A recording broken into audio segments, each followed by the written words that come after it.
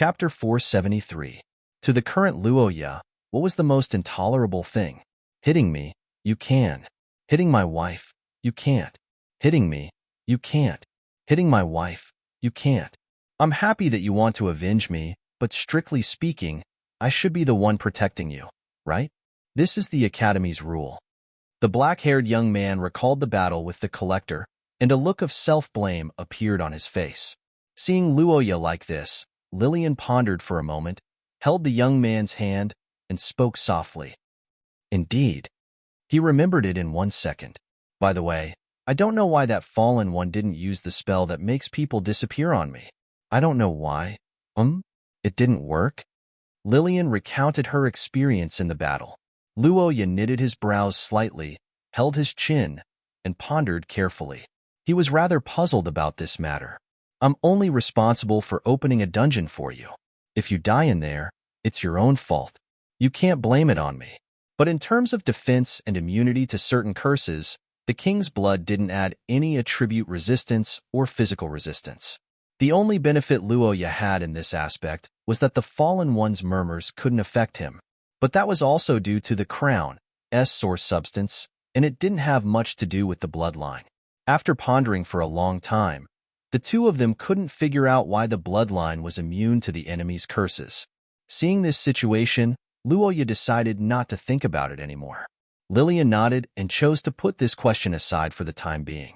Recalling the lantern in the hands of the zombie-like old man, Lillian couldn't help but frown slightly, and her expression turned solemn.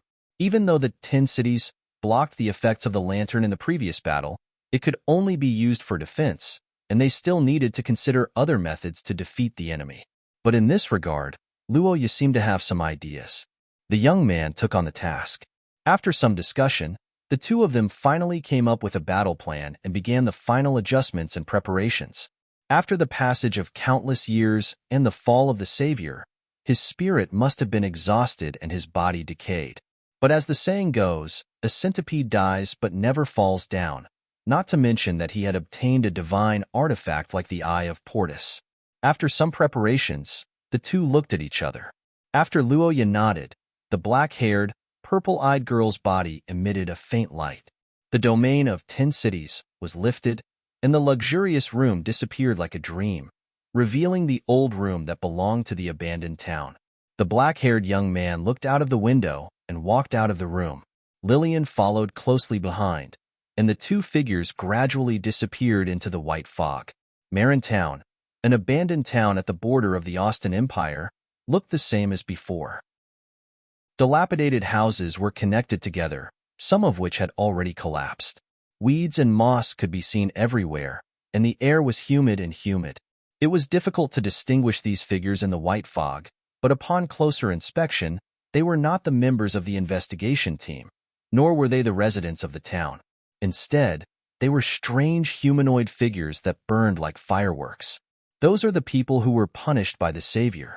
Strictly speaking, they should be the souls of the sinners who were burned by the eye of the sun god before the Eye of Portus fell into a demonic artifact. They will become the guardians of the lantern and fight for it.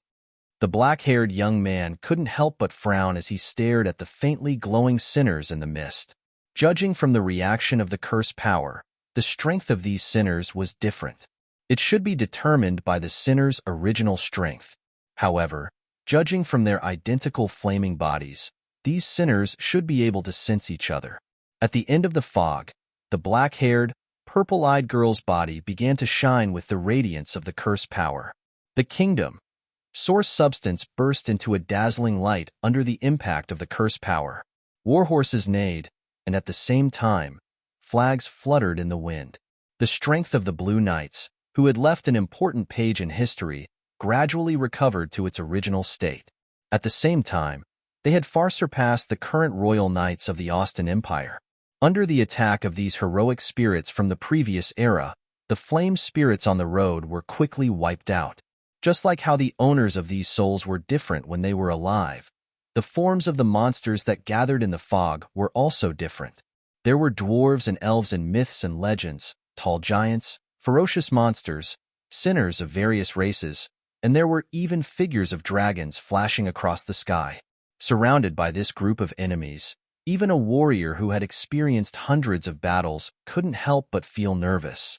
But looking at the endless stream of enemies, the black-haired, purple-eyed girl's expression didn't change at all. Looking at the direction Luoya left, Lillian remained silent. In front of a girl who was worried about her lover, the roar of a dragon was no more than the chirping of a bird in her ears. Under the girl's arrogant attitude, the calamity of destruction came in an instant. But the black-haired, purple-eyed girl still didn't react. Facing these chilling attacks, Lillian, who was in the shadows, only uttered a single word. The soft murmur dissipated in the fog, and what followed was an explosion of intense light. Under the full power of the kingdom, source substance, the sturdy city that belonged to human history rose from the ground. The tall city shone brightly, and the curses and arrows turned into ashes under the 10 cities' defense. The giants had no choice but to withdraw their attacks. Woo! Behind them, the red-robed spellcasters of the Magician Legion chanted group curses in unison. Under the city, the angry roars of the warriors and the strange roars of various races intertwined. A battle comparable to that of myths and epics appeared in the real world. The scale of the flame spirits summoned by the Eyes of Portus was beyond imagination. But if it were Lillian, Luoya believed that she could turn these dead sinners into dust. And now that the young lady's mission was basically completed, it was time for Luoya to deal with the real culprit. Lillian's strength was more dominant, and the endless stream of elite troops under her were daunting. The strength of the warriors also grew along with the young lady's level. Coupled with the defensive power of the 10 cities, she could effortlessly defeat opponents weaker or on par with her. But against powerful enemies, she would need to expend a lot of energy in a battle of attrition. Therefore, Luoya and Lillian adopted a clear division of labor and divided the enemy's strength into two. As lovers who were connected by blood, both of them trusted each other without reservation. In a battle of life and death, there was no need to care about the means. This was Luoya's principle all along, and it was even more so for the fallen.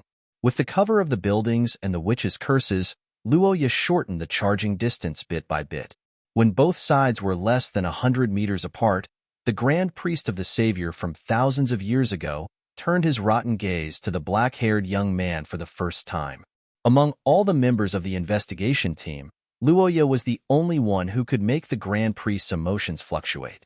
The ancient Grand Priest hated this young man who was filled with the aura of the Mother Goddess. This was something that was engraved in his mind thousands of years ago. Therefore, the moment he saw Luoya approaching, he reflexively raised the sacred weapon in his hand. When the skinny arm picked up the lantern that once brought peace and tranquility to the world, a malicious smile appeared on the old man's face. He didn't hide his ridicule of Luoya's stupidity. After all, in his opinion, no matter how fast the young man was, he couldn't be compared to the light shining from the lantern. But what surprised him was that at this moment, the black-haired young man's face wasn't filled with despair, but a similar mocking smile. The Grand Priest was slightly taken aback when he saw that Luoya's expression wasn't right. He seemed to have realized something, but it was all too late. The intense light once again shot out from the ancient lantern, illuminating the world like the sun. But this time, the tempting golden light didn't shine on Luoya. Instead, it returned to where it came from. Boom. Chapter 474. In the depths of the fog, Luoya Akat was speechless as he looked at the black-robed priest kneeling on the ground. After seeing the current state of the Savior Priest, one question after another was answered in the young man's heart. Why was this guy neither human nor ghost? Why was he able to survive for so many years? All of these questions were answered. Before the Savior fell, one of his divinities was the sun god. This didn't matter to other races, but for the Ents who relied on the sun to survive, it was natural for them to follow the Savior since they relied on the sun to survive. The enemy's true form was unexpected, but it didn't cause Luoya's emotions to fluctuate too much. What really surprised the youth wasn't this discovery, but in the center of the constantly expanding tree, there was something that didn't fit in with the surrounding branches. From the size and shape, it was probably a human heart. A strange roar similar to a scream came from the old man who had transformed into a giant tree. Countless branches intertwined with each other, causing the branches of the ent to become thicker and stronger. The enemy was constantly recovering, which was very unfavorable for Luoya, but the black-haired youth was indifferent to it. It was an unspeakable sixth sense, as if there was a line in his body that was connected to the strange heart. When he felt this feeling, Luoya thought that he was under some kind of curse, but it turned out that there was nothing wrong with the youth's body, and the strange heart was quickly covered up by the enemy. So that's how it is. You can pretend to be a human because of that heart. It was common knowledge that the Ents were difficult to move and had a tall stature, but in the mountains of Akhat territory, the Ents who were once members of the Twilight Sage Association once said that in ancient times, some fallen Ents could use some kind of special curse to walk freely in the world. That was the origin of this heart. This wasn't a guess without evidence, but a reality after various clues were sorted out. That ability was born from the king's blood, and belonged to the residual ability of a god who signed a contract with the awakened king's blood. Thinking of this, Luo Ya's expression became heavy. The strange feeling from the tree in front of him was constantly tugging at his heartstrings, making him more and more certain of his thoughts and causing him to become extremely angry. Luo Ya could accept the death of his ancestors in battle, but he couldn't stand the humiliation of their corpses. Thinking of the desecration of his ancestors who had been protecting the human race all their lives, the rage in his body could not be suppressed. In front of Luo Ya, the huge Tyrant roared again. This time, its voice was filled with madness and murderous intent. After returning to its original form, the Tyrant priest was finally able to display its strength. Layers of light shrouded the body of this huge monster, and everything around it changed dramatically. A dry, strong wind blew against Luo Ya's face, causing his long black hair to flutter backward. In the haze, the youth seemed to see the phantom of the Grim Reaper in this gust of wind. But what was unexpected was that in the face of this strong aura of death, the black-haired youth didn't dodge. He just stood there, calmly looking at the filthy fallen one, like a sword inserted into the ground, or like a spectator waiting for the knell to ring. Boom! Chapter 475. The heart had always been a magical organ in the human body. In Luo Ya's previous life, there were cases in the world where the recovered patients saw the original owner of the heart in their dreams after the heart transplant surgery. There were also many patients whose living habits changed to the original owners after the heart transplant surgery. In Shiya, the heart was considered to be one of the organs that stored the soul. It was also the organ with the highest degree of mutation for transcended and mythical creatures. Therefore, it was often used as a curse vessel material in ancient times. In fact, the demon's heart was also one of the best curse vessel materials. Looking at the heart emitting light under the curse power in front of him, Luo Ya's expression was slightly heavy. He sorted out his thoughts and slowly told the black-haired girl with purple pupils next to him about the new information he collected, which was the ancient god's curse used by the ancestors of the ALD family. I see, that's great. Lillian put her hand on her chest and felt a little relieved, but then she raised her head with some doubts, looked at Luo Ya, and asked for specific information. 1 second. Remember, the black-haired girl with purple pupils said so with a puzzled expression.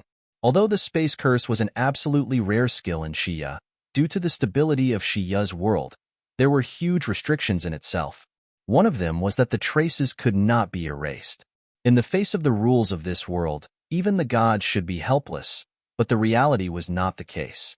Putting Lillian side aside, Luo Ya's team had neither the enemy nor the traces of space distortion at that time. This was obviously not in line with the rules set by Shiya. Paul Ackerman was the only survivor of the enemy. But unlike the others, Paul turned into an old man. This situation can be said to be like a crane in a flock of chickens. But after understanding the composition of the curse, Rojas suddenly realized something. Jumping Grant. The black-haired boy realized that Shiya, who did not have the concept of a fertilized egg, could not describe this specific situation. He could only look at Lillian's abdomen and pointed back and forth between the two. The black-haired girl with purple pupils was stunned for a moment, then her cheeks immediately blushed. In In the beginning, you mean before they grow up, right? Upon hearing Lillian's words, Luoya hastily coughed and brought the topic back on track. The black-haired young man shook his head slightly, obviously not optimistic about the effect of this skill. It was useless against powerful enemies and could only be used to delay weaker enemies. Unless there were too many enemies, this skill was useless. But in response to Luoya's opinion, Lillian shook her head with a bitter smile and refuted. The black-haired, purple-eyed girl said. She was a little helpless about Luoya's lack of common sense.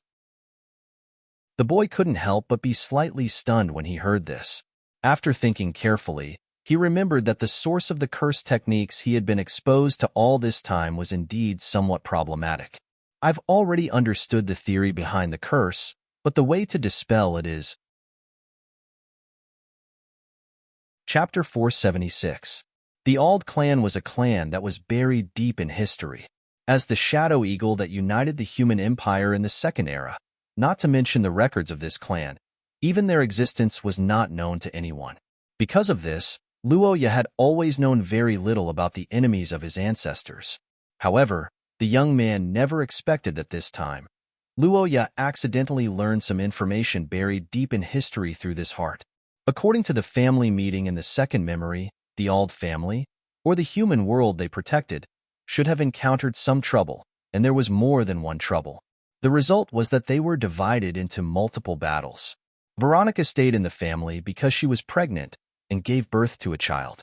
As a result, she was attacked by the enemy and finally died to protect her people. For a family, anything could be obtained quickly. Wealth, territory, and army were not impossible to have these in a short period of time. It was even more so for the Ald family. However, the only thing that couldn't be obtained was the population. Thinking of this, the black-haired young man secretly sighed. Through the memory of a family member, Luoya speculated that this could be said to be the limit. However, what he didn't expect was that after the 3 memories came to an end, there was an unexpected gain. Originally, as a curse vessel, Veronica's heart couldn't have the function of recording the user's memory. However, this curse using Veronica's heart as a component was very special. For this reason, it needed to be kept alive and buried in the Trent's body. One second memory for Luoya, it was different from the previous memory. He could clearly see and hear the nearby situation, but there was no logic at all. The chaotic memory revealed a crazy aura. Many things he saw made him shudder. There was no logic and no order, but the content that occasionally flashed was shocking. Even so, Luoya still endured and read it. He tried his best to collect information. In this case, the weak Tyrant raised a different opinion and chose to embark on the migration journey alone. After more than 10 years of hard work, it finally walked out of the mountains surrounded by clouds. When it appeared under the sun without fog for the first time, the curse power in the Tyrant began to become active, making it grow rapidly. So far, the Trent's memory was an inspirational story. In Luoya's view, it was similar to the boy who went out to work in spite of his parents' opposition. Unfortunately, all the good things ended here. Under the illumination of the light, the entire city began to descend into chaos and madness. The priests began to fight for the divine artifact, and the people in the city who had fallen into madness also began to kill each other. The streets were filled with layers of corpses of various races. Amid the screams, flames lit up everywhere. During this period, a large number of warriors from various races began to search for and destroy the artifact that was transformed from the Eye of the Savior. However, they did not find any trace of the Tyrant. The fallen Tyrant priest took the Eye of Portus and began to live a hidden life. It was not until many years later that the believers of the Savior found it. With this as the foundation, the Tyrant priest who held the artifact became one of the leaders of the fallen and participated in the attack on the Arde family. Veronica's heart was obtained at that time. After that, the Tyrant priest fought with the Arde family several times. Although he was injured, he did not die. In a dim room with almost no light source, the fallen Tyrant hid in the darkness. In front of the Trent's vision, there was a man with a blurry face. The moment Luoya saw the man, he could not help but feel emotional because this man was the collector that he once fought with. Finally, I've finally gathered all of it? As long as I get that part, the damn seal of the Arde family can no longer stop me. Hee hee, Orchid, don't be excited. I don't lack your heart. What I lack is the other parts. It doesn't matter. The bloodline of that family still exists. We still have a chance. Yes, this was the most valuable thing that Luoya found in the fragmented memory of the fallen Tyrant while enduring the torture. Although it was only a scene and a few short sentences, the amount of information contained shocked the black-haired young man. Although Xia also had the tradition of collecting the enemy's bones to show her strength in the past, it obviously did not include the internal organs. The collector himself had already stated his purpose. It was the so-called seal of the Arde family. The Tyrant priest's name was Orchid. After hearing the collector's words, he was so excited that he wanted to give away the heart of Veronica. As a curse vessel that had been used to transform into a human for a long time and could suppress the madness of the Tyrants, this heart was obviously not something that the Tyrant could easily give away. In fact, during the battle with Luoya, he had been protecting this heart. With the solution of this puzzle, whether it was the Arde family or the Akhat family, the reason why the believers of the Savior targeted them for a long time was clear. Because of the attacks of various races and the existence of the seal, the fallen had never been able to awaken the Savior. However, in the late Second Era, the Savior's temporary awakening created an opportunity for his believers. But when the believers wanted to awaken him completely, they found that except for the awakened bloodline of the Arde family, no one could enter the enchantment of hibernation. I'm afraid that this is the last piece of the puzzle that is mixed with blood and hatred. In other words, the collector will definitely launch another attack on us in the next period of time. Whether it's Senior or I, we must not lose. An invisible pressure shrouded the two of them. Even Lillian, who had always been calm, frowned. In the past, the two of them only hated cults, but now, they were in a state where they would not rest until the fallen were dead. The black-haired girl with purple eyes looked at Luoya, who was thinking about something, for a long time. She frowned as she recalled the young man's words. Lillian knew these things, so how could Luoya, who was quick-witted, not think of it? Then why did he say that to induce the girl to adopt defensive tactics? Just that we can't lose? I can do that. After all, the performance of the 10 cities is excellent in terms of defense, but I can't let my beloved fight while I'm in a safe place. You should know best what I'm talking about, right? You want me to live a safe life under heavy protection while you solve the source of the problem alone. That's what you're thinking, right? You're telling me this because you're worried that I'll be careless. Otherwise, I'm afraid you'll go after that man without a word. Luoya, who knew that he had been seen through by Lillian, averted his eyes awkwardly. The black-haired girl with purple eyes sighed slightly and revealed a slight disappointment on her face. No, Senior, I don't think that way. I just think that this matter is too dangerous. Even the powerful old family couldn't defeat the fallen. Putting my own safety aside, if anything happens to you, I'll regret it for the rest of my life. The black-haired young man deliberated for a moment before speaking his reason. Lillian's sad expression slowly faded. She thought for a while and stepped forward to hug the young man. I'm glad that you're thinking for me from my perspective. But just like you said, this matter is very dangerous. If anything happens to you, I'll regret it for the rest of my life. If anything happens to you, I'm afraid I'll never be able to forgive myself. I'll live in sorrow and regret every day. What's the point of living in such a life that's worse than death? Besides, even if I'm not a member of the Akhat family, this matter is closely related to me. The black-haired girl with purple eyes said so solemnly. Luoya was puzzled for a moment and couldn't help but ask questions. Lillian blushed slightly and said softly, although it won't be possible in the next few years, T-Wheel'll have a baby sooner or later. I'm the baby's mother. How can I let others target his life? If it was about her, even if the other party had murderous intentions, Lillian wouldn't feel anything and would just kill the other party calmly. But this time, when it came to the possibility of her future with Luoya being targeted, the young girl's heart fluctuated and even felt a little angry. But, a baby? Although it's a beautiful dream, but it'll probably be a long time in the future. The young man with such thoughts sighed at the distant future and reached out to hug the young girl in his arms. However, Luoya didn't know that everything had already been settled. Chapter 477. After the war, Luoya held the black-haired, purple-eyed girl in his arms as he thought about their future. The mother of his future child was indeed an invincible identity.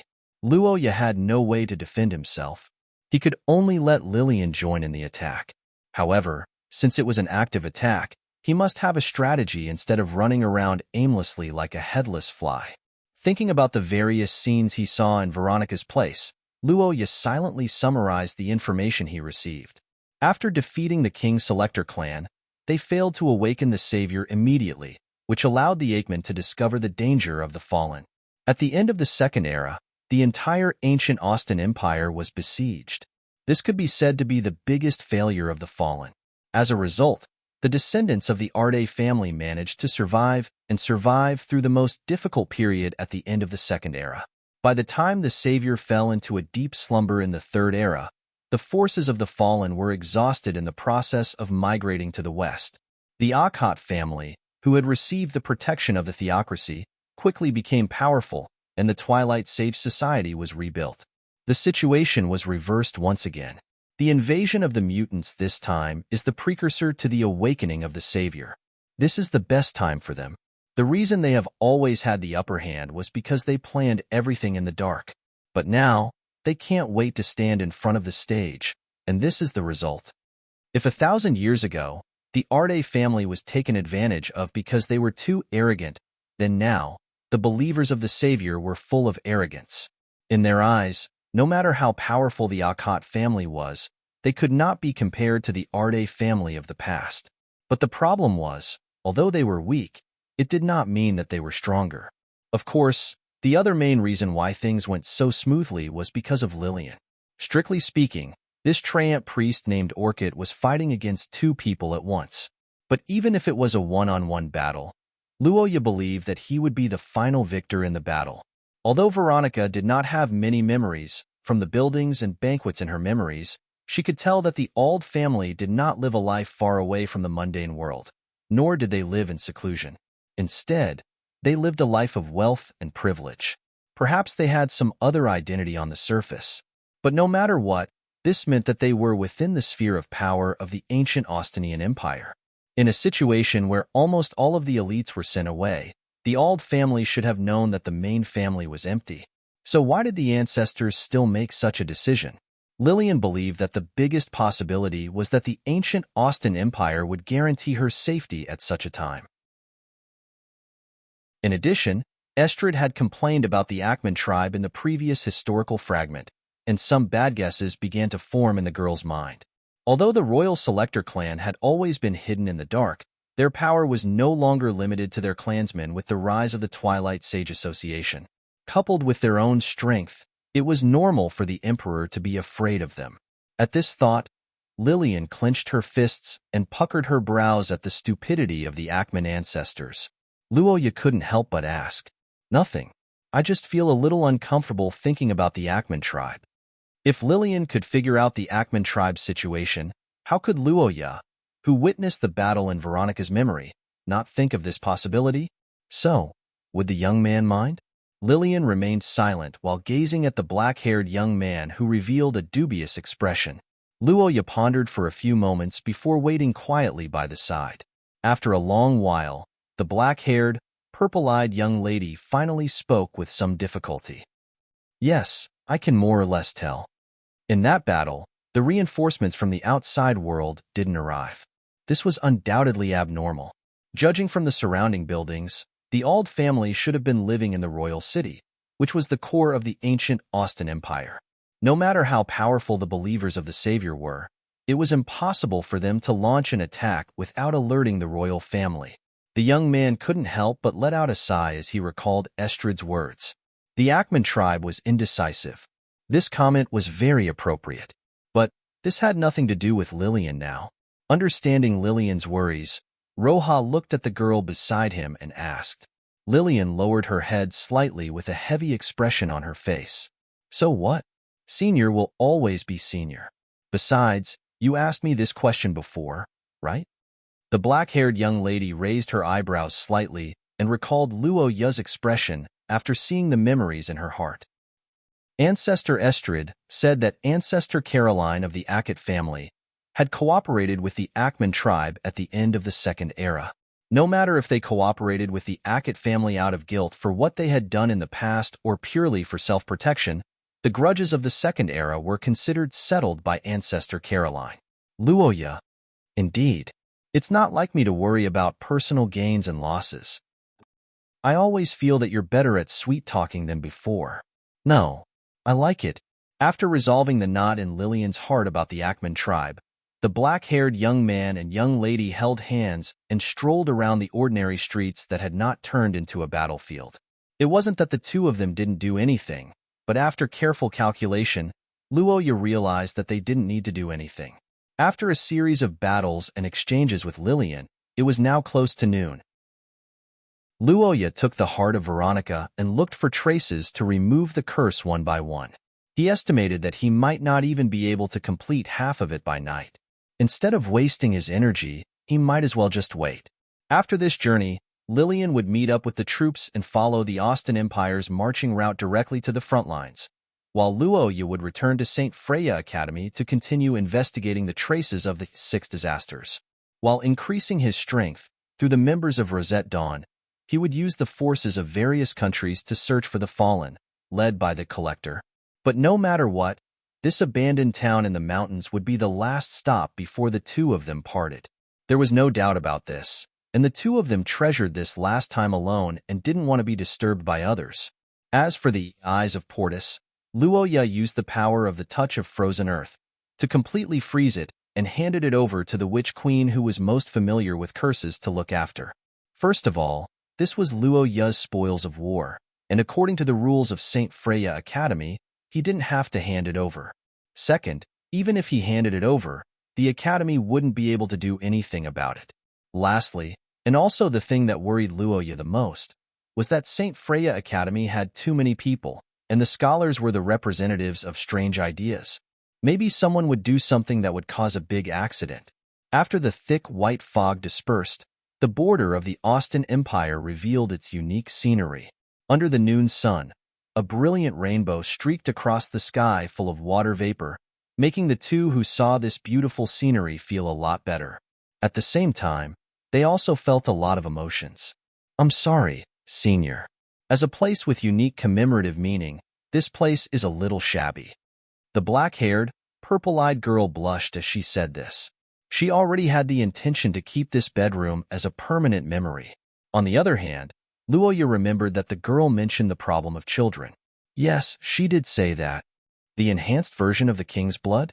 It feels a little scary. I can't imagine how strong it will be.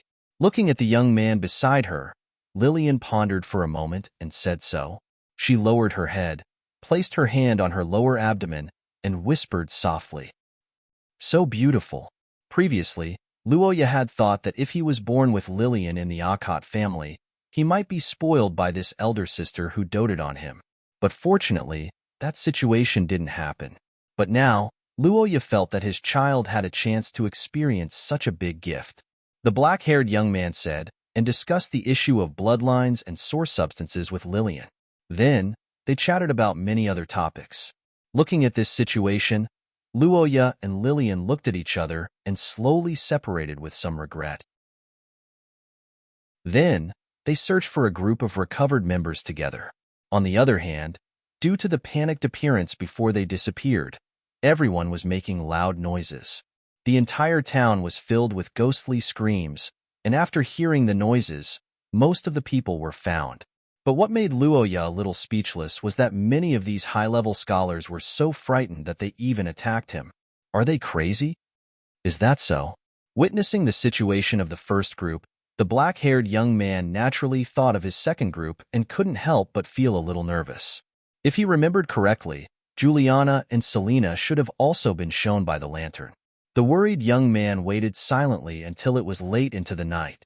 2 familiar curses appeared at the edge of the town and were immediately found by Luo Ya. Big Brother Luo Ya? Luo Ya, who discovered this, was startled. He hurriedly checked the condition of the two and found that it seemed to be a natural reaction after the mental shock. Similarly, after being shown by the Eye of Portus, some of the high-level transcendents in the first group went crazy, but the two members of Rosette Dawn were fine.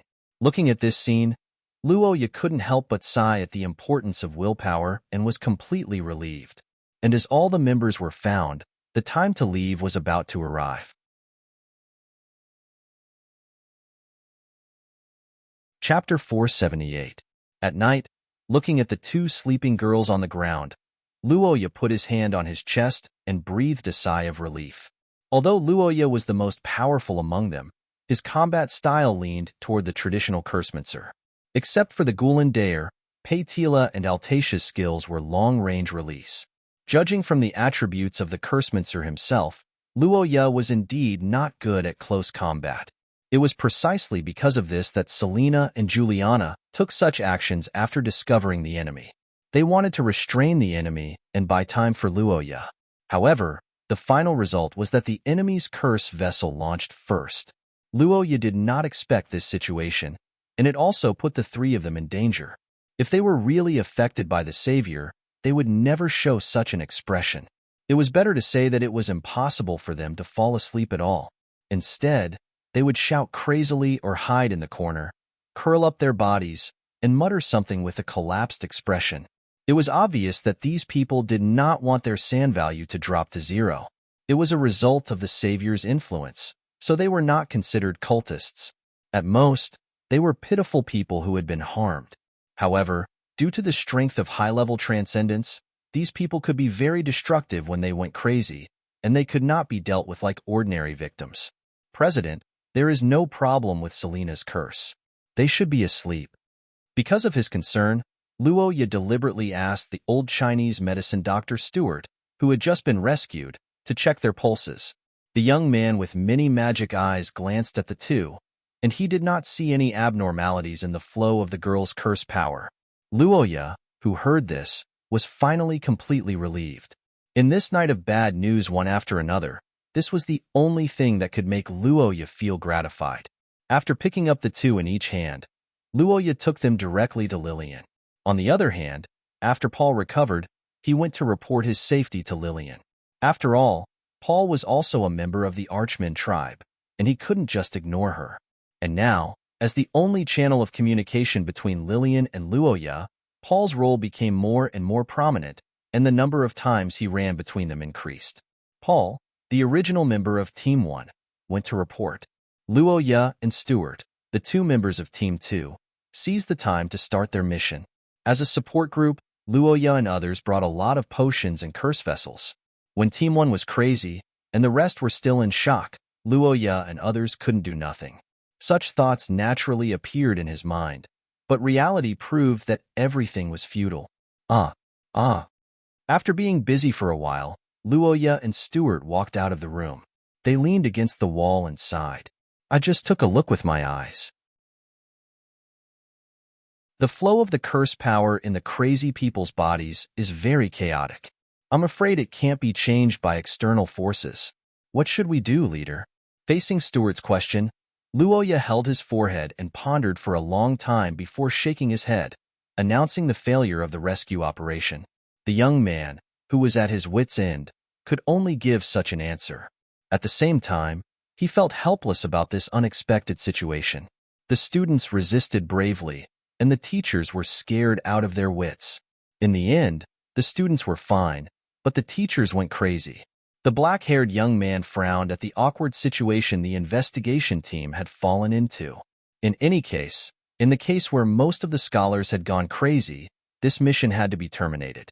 Besides, after the appearance of the Tyrant sacrifice, this investigation itself could be confirmed to be a scam. As for the future plans, Chapter 479. Parting. This was a word that Luoya Akkad wasn't unfamiliar with. Luoya had experienced parting with Kadia repeatedly since he was a child, so he should be more resistant to such scenes. But this time, the parting with Lillian left him feeling a little uncomfortable, especially when he recalled the blurry memories when he was unconscious. As the first young lady to have intimate contact with Luoya, it would be a lie to say that the young man didn't feel anything special.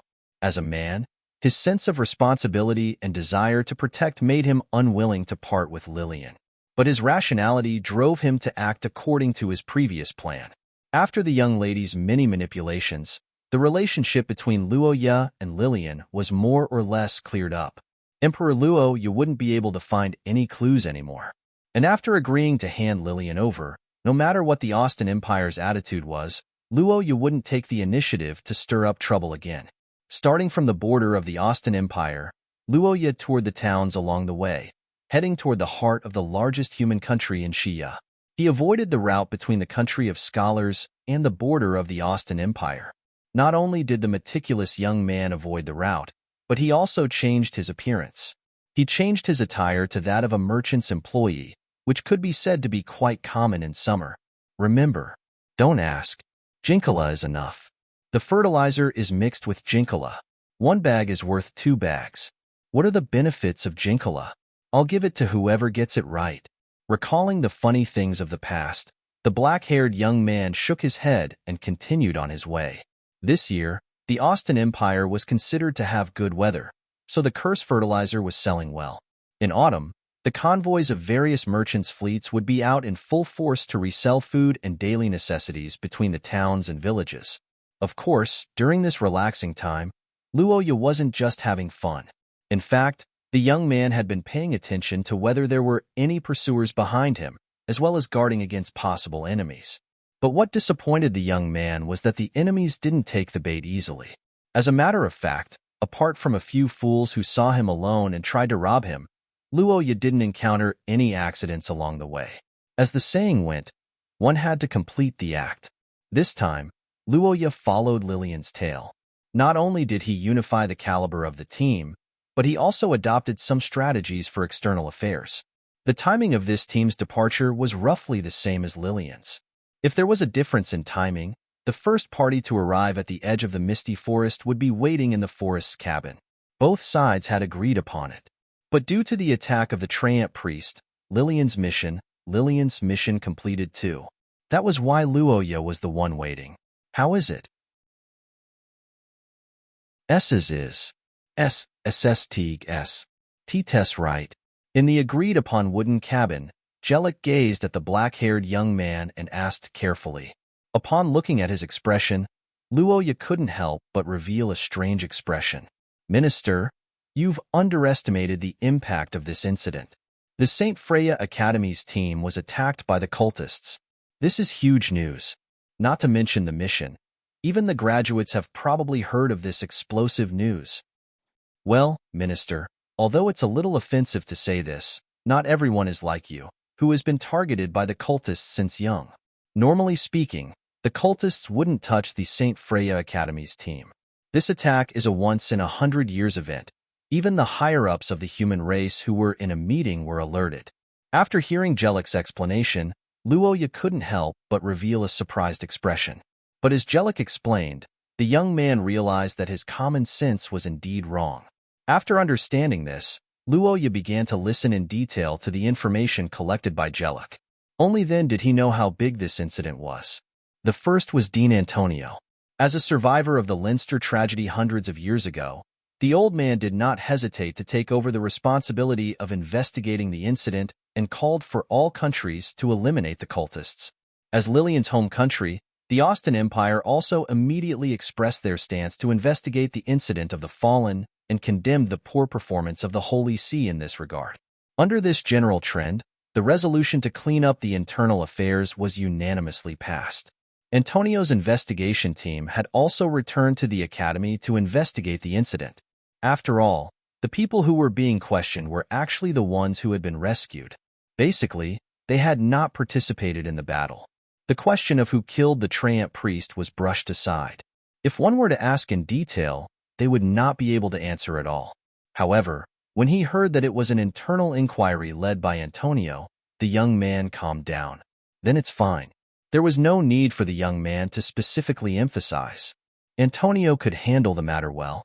In order to not leave any traces, he might even tamper with the memories of those scholars.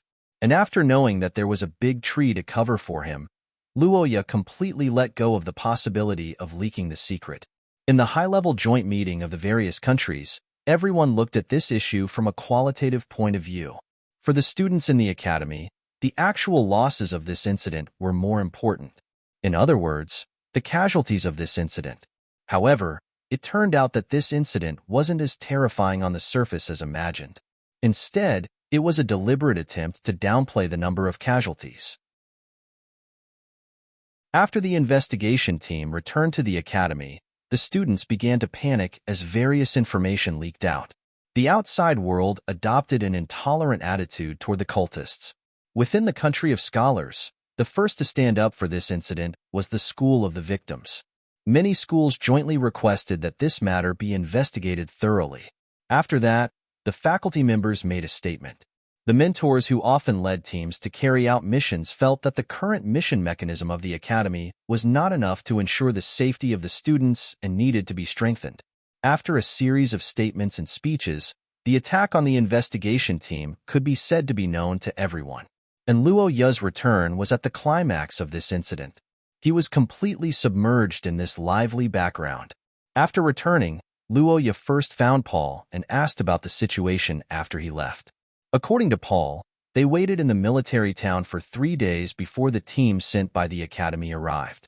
However, due to the strange state of the group, the team failed to take them away. During this process, Lillian did not wait for the academy's response. Instead, she followed the original plan and went to the front line with the army.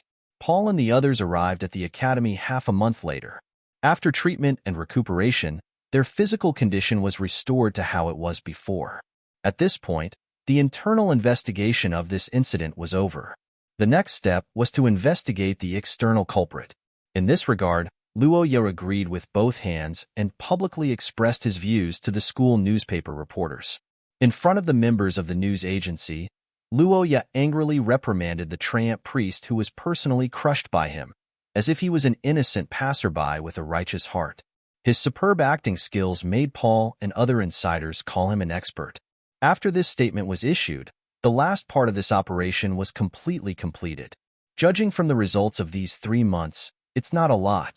Looking at the results that could not even fill up a table, Gelt said to Luo Ya with a bitter expression. Obviously, this giant bloodline holder was disgusted by the fake information of various eras in the past few months. Seeing this, Luo Ya nodded and expressed his understanding of the reason why everyone's work efficiency was not high. With this thought in mind, Luo Ya solemnly thanked the tall young man for his efforts. However, he didn't expect that Gelt didn't claim the credit. Instead, he said that reading history books wasn't a job for him. Instead, it was a hobby that made him happy. After thanking and encouraging Gelt, Luo Ya went to see Selena and the others. He found that the 2 young ladies were in good condition, but Stuart needed to rest for a while. It seemed to be the side effect of his eyes. Luo Ya expressed his understanding. After all, the young man's eyes were really useful. Such a powerful detection ability must come with a price. Big brother, you're finally back. Looking at the young man who walked through the door, AI Lizzie said with tears in her eyes. She suddenly threw herself into the young man's arms.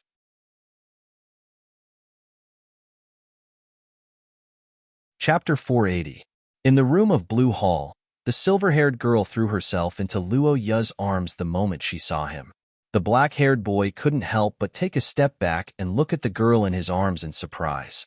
Luo Ya was about to ask, but AI Lizzie had already begun to complain tearfully. The silver-haired girl buried her head in the boy's chest and complained while choking with sobs. Hearing this, the boy was taken aback for a moment and then revealed a guilty expression as he recalled the promise they made before they went to school. Glancing at the members of the White Rose faction following behind the girl, Luo Ya revealed an expression as if he wanted to say something. The 2 first-year girls were taken aback. Although they were surprised to see AI Lizzie like this, they seemed to be good at reading the situation. After exchanging glances with Luo Ya, they immediately understood and left with their heads lowered. They are your subordinates, right? They have been watching. Now that you are a ring bearer, aren't you afraid of losing your dignity? From the looks of it, the The two children seemed to be AI Lizzie's trusted aides, so they probably wouldn't speak carelessly. On the other hand, unlike Lillian, the relationship between AI Lizzie and Luoya was well known, so there was no need to avoid it.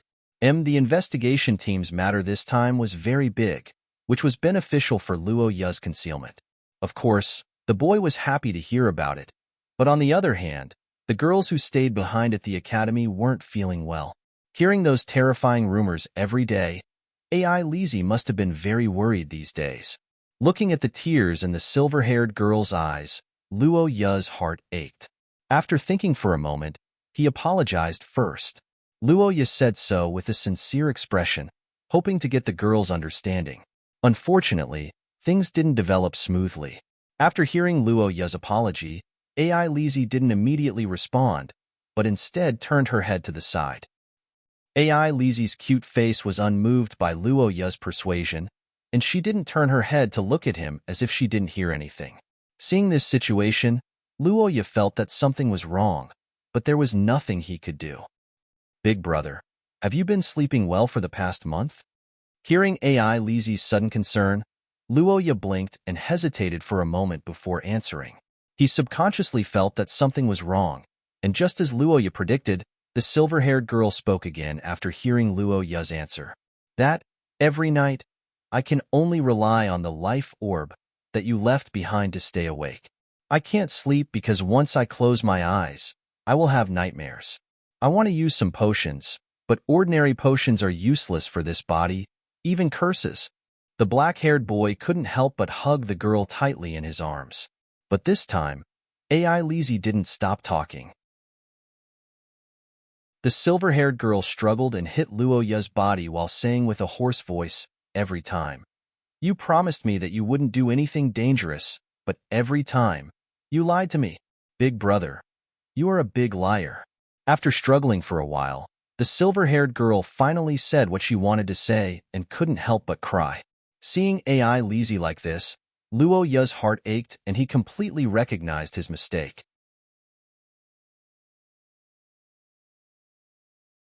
Chapter 481. In the room at night, the black-haired boy looked at AI Lizzie in front of him. His originally tired expression turned into one of shock, and he suddenly sat up. HM? Did I not express myself well enough? It's bodily fluids, big brother. You treated me like that before. Did you forget so quickly? Thinking about the silver-haired girl's words, the black-haired boy naturally thought of many indescribable things, but then he was slightly stunned. The boy who tasted AI Lizzie's tears before thought so, and his panicked heart calmed down slightly. Although it was bodily fluids, there were many types of fluids with this name. Apart from tears, the most common type of fluid was blood, which could be obtained with a simple cut. I see. AI Lizzie, I understand your request, but let me say this first. I can only provide blood, saliva, and tears. I can't provide anything else. If you want to choose, you can only choose from these three. Oh, it's good that you understand. Of the three options, blood aside, although tears were slightly harder to obtain, it wasn't a big deal. He could just treat it as returning the part of AI Lizzie from before. As for saliva, to be honest, Luoya wanted to get rid of it. After all, AI Lizzie used alcohol to alleviate his life's exhaustion last time. After thinking of a way out, Luoya looked at the silver-haired girl with a calm smile on his face. But before he could ask, AI Lizzie had already made her choice. Is that so, then? HM? What he chose was actually blood. Could it be the result of his usual ideological education? Thinking about how AI Lizzie's choice seemed to be more distant from him than before, Luoya felt a faint sense of loss, but this sense of loss was quickly erased by Luoya. Rubbing his forehead, the black-haired boy shook his head slightly to get rid of the strange thoughts in his mind. He raised his head and looked at the girl who walked closer step by step. Under the candlelight, her charm increased by another level. He took a cup and aimed it at his wrist. Wait, big brother. Although I said that I want blood, I didn't say that I want you to take it, right? I'll decide on the method. I want to do it myself. Faced with AI Lizzie's request, the black-haired youth frowned in confusion. Seeing this, AI Lizzie revealed a pitiful expression and said softly, Wait, I didn't say no. You can do it yourself if you want. Then, it's a deal, big brother. It's simple, use this. Wait, that's the blood breeds. AI Lazy. What's going on? In the world of Shia, it must have cost a lot to change a person's race to such a degree. Not only did the person who changed the race have to pay the price, but the person who was changed also had to bear a large part of it. Big brother, please don't worry. I didn't become like this because of Juliana, nor is it because of the blood breed. It's a change under my own control. That's right. In fact, my bloodline seems to have a strange connection with the blood breed, but I'm not a part of them. Or rather, many of the spells that are difficult to use on their side are very simple to me. AI Lazy and the blood breed actually have some kind of connection? Thinking of this question, Luoya frowned in confusion. Seeing this, the girl explained the situation. According to AI Lazy, she seemed to be able to learn most of the blood breed spells. Her current appearance was also changed through spells. Although these things are a bit unbelievable, big brother, that's not the main point. At this time, AI Lazy was extremely cute. Her narrowed eyes had a unique aura of desire. Her smiling face was full of eagerness, as if she was a child who got a new toy. AI Lazy? It's nothing if it hurts, but Luoya hesitated for a moment and didn't say it out loud. On the other side, AI Lazy stretched out her hand and pulled her collar, revealing a white neck. Her eyes stared into the boy's eyes as her breathing quickened slightly. Yeah. AI Lazy? You're. So it's like that. Feeling the girl licking him like rubbing alcohol on an injection, the black-haired boy naturally accepted AI Lazy's words. However, what the boy didn't see was that at this time, beside his cheek, the silver-haired girl's red eyes flashed with a smile of her plan succeeding. As a highly intelligent creature, the blood breeds naturally couldn't hunt everywhere like animals. Not only did the quality of the blood they obtained fluctuate, but it was also unstable. With human intelligence, they chose to have people voluntarily deliver themselves to them, and the method was the blood breed's saliva. Because of this extreme pleasure and small price to pay, in ancient times, many races were willing to serve the blood breeds in exchange for this pleasure. However, as the number of such people increased, the drawbacks of indulging in indulgence began to backfire. The blood breeds gradually turned from the masters to the addicts, and this led to a crisis for the blood breeds. Since then, the blood breeds were strictly prohibited from casually sucking blood. Looking at the boy in front of her, the silver-haired girl pulled up her hair and stuck out her pink little tongue, seriously preparing for the pre-treatment. AI Lazy, are you still not done? Actually, I'm not that afraid of pain.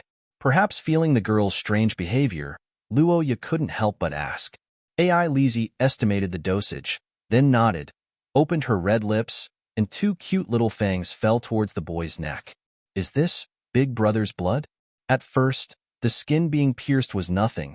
Not only was it not painful, it was even a little itchy, but after that, everything started to become strange. Feeling the soft touch in front of his chest, looking at the waist outlined by the dress, the slender legs wrapped in black stockings, and the absolute territory hidden in the skirt fluttering, the black-haired boy suddenly had the urge to tightly hug the girl in front of him. On the other hand, Luoya felt his consciousness becoming a little hazy. Wait, something's not right. Big brother, believe me, this is a normal reaction. That's right, it's the pleasure of sucking blood. Does Big Brother feel good? Luoya, who discovered that AI Lazy's sucking blood had another meaning, slightly widened his eyes. He didn't know how to answer the girl's question. Looking at the boy who was hesitant to answer, AI Lazy raised the corner of her mouth and softly whispered in Luoya's ear. AI Lazy, if you like it or hate it, of course I like it, but this feeling is a little too strong. The silver-haired girl said so, and she began to blow air into the boy's ear. On the other side, Luoya's expression changed. What does it matter? Big Brother has already agreed to let me decide the method of blood collection, and isn't Big Brother very comfortable? Although Juliana has this ability, she doesn't have that kind of feelings for you, and only AI Lazy can make you feel this kind of joy. Sensing this, the black-haired boy trembled, and he realized that the flame in his body was on the verge of going out of control, so he hurriedly tried to dissuade her. No, I don't want it to end like this. I want more. Hearing the girl's bold words, Luoya couldn't help but turn his head in surprise, only to see the silver-haired, red-eyed girl's face flushed red as if she was drunk. Looking at this AI Lizzie, the boy couldn't help but blink in surprise. But then he recalled Juliana's evaluation after tasting his blood in the past. Seeing that AI Lizzie was obviously different from usual, Luoya was stunned for a moment. He didn't expect his blood to be so intoxicating, but this wasn't the main point now. While Luoya was in a daze, the silver-haired girl began to pant and kiss the boy's neck, and her hands began to reach down, aiming at Luoya's waist. Seeing that she was about to touch his belt, the black-haired boy fiercely bit his lips, and then suddenly stood up with AI Lizzie in his arms. I'm not drunk. Big brother is. Stop dawdling. What? I don't want. Although AI Lizzie had drunk in the past, but she was far from drunk to this extent. This time, when she was completely drunk, Luoya realized that AI Lizzie seemed to be the type that was especially willful when drunk. Is she too sleepy and wants to go to bed? Although AI Lizzie's face was full of drunkenness, there was a mischievous smile on her face. After taking off her shoes, the girl's slender legs wrapped in black stockings didn't fall to the floor. Instead, she raised her legs to hook the boy's sensitive spot. Luoya's expression changed when he saw AI Lizzie's intention. His brain quickly heated up, and he understood that he had to give the girl some punishment. Thinking of this, Luoya gritted his teeth, picked up the girl, and threw her onto the bed in the room. He pressed down on the girl's waist and slapped the soft flesh under AI Lizzie's skirt. Perhaps it was because she fell onto the bed, or because of the sudden pain, the girl who was slapped became slightly more awake. AI Lizzie screamed and looked at the boy in surprise, but Luoya didn't show any mercy. After more than 10 slaps, the silver-haired girl cried out in pain. After the girl's begging for mercy for a long time, Luoya finally stopped. AI Lizzie's arched body on the bed finally relaxed, and she fell onto the bed. But to the boy's surprise, the AI Lizzie who fell on the bed didn't seem angry. Instead, her eyes were blurred, and not to mention her cheeks, even her ears were dyed with a layer of red. Do you continue? Facing the girl's question, Luoya was stunned for a moment. The silver-haired girl saw this, and her face became even redder. She bit her lips and trembled as she propped up her legs. She looked pitiful, and as if she was expecting something, she asked. The moment he heard this question, Luoya's mind went blank. Intense flames rose in his body as if it was about to explode. In the next moment, the black-haired boy stood up and rushed into the bathroom.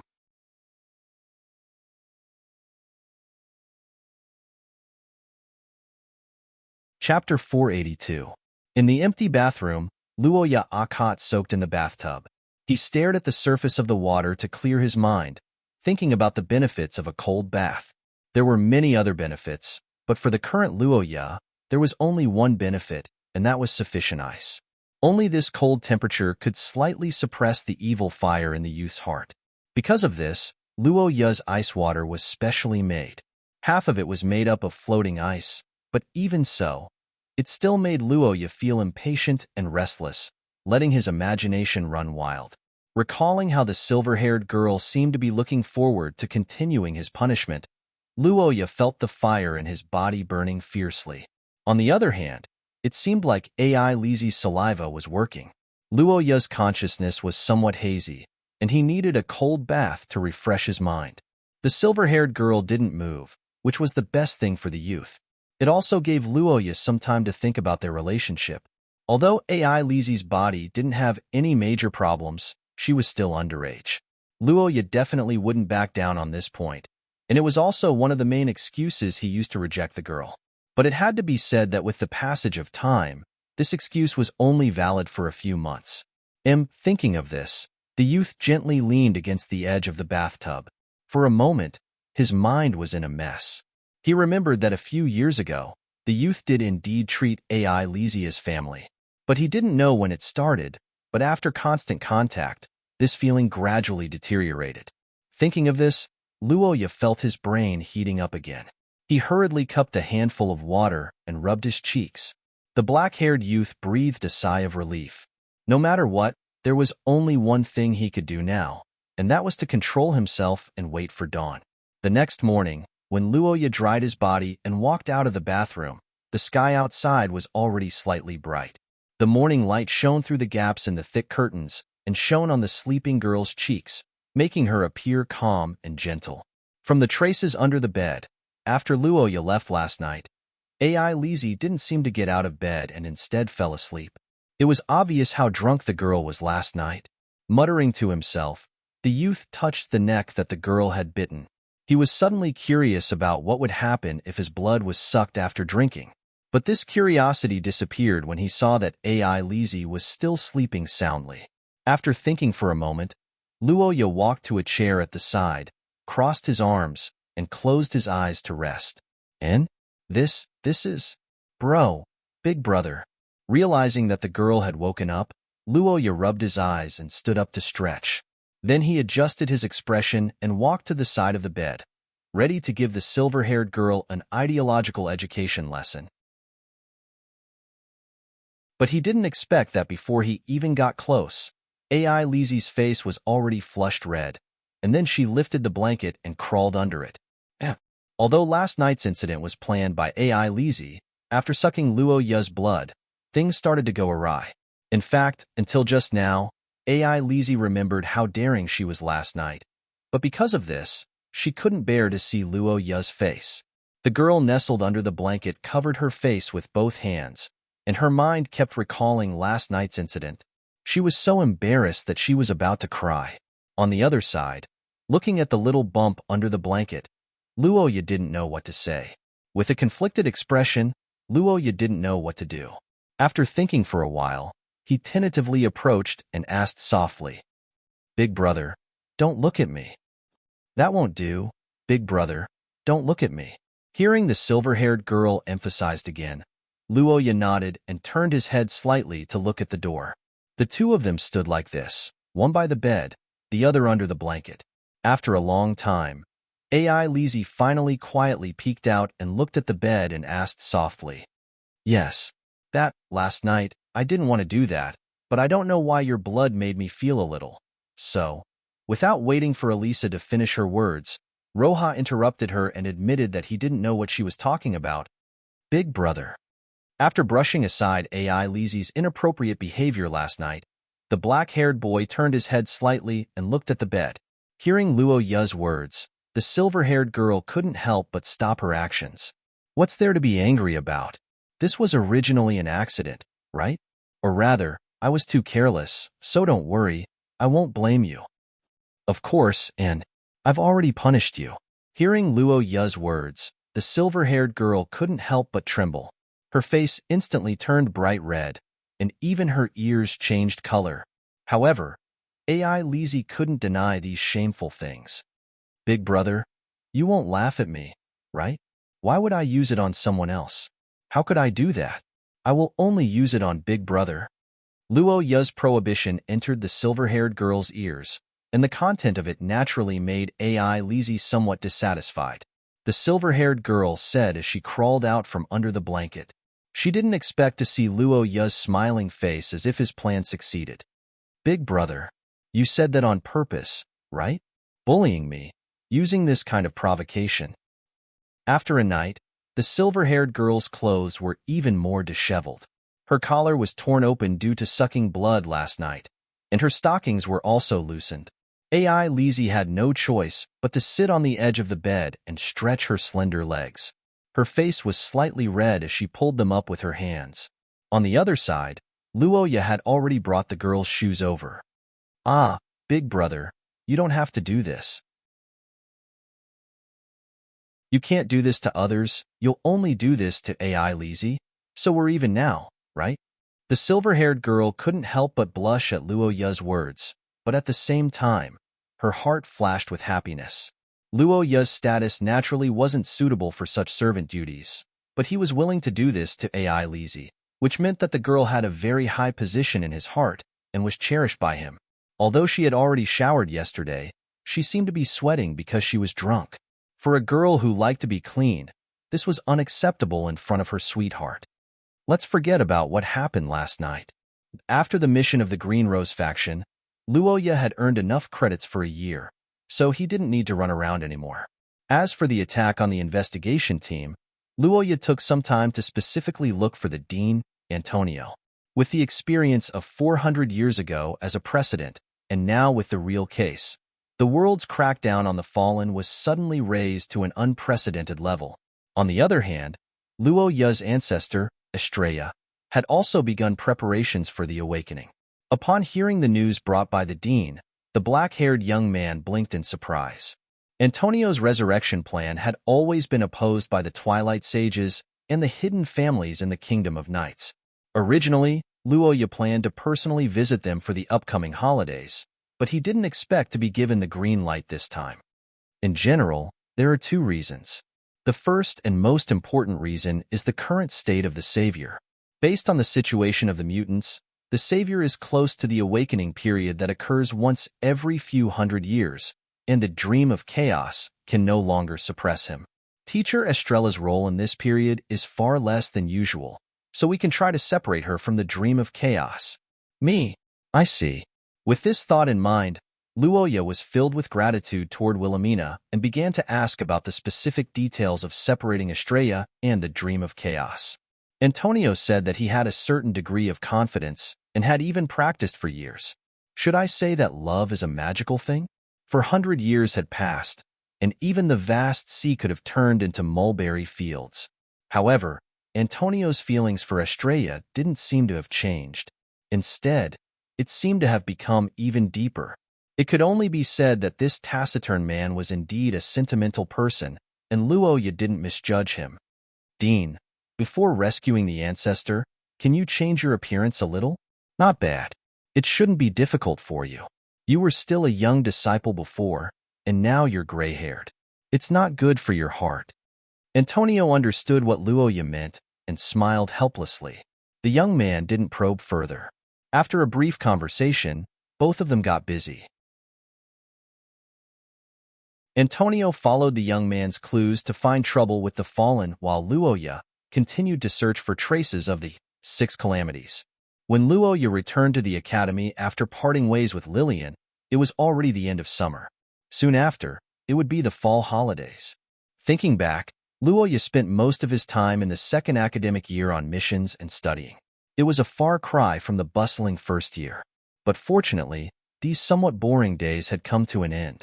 Just like how young girls would miss their young man after not seeing each other for a long time, Luoya missed the 2 young girls even though he didn't say it out loud. Calculating the time, Luoya and Miss Angel had been separated for more than half a year and Xiaoluot hadn't seen each other for almost a year.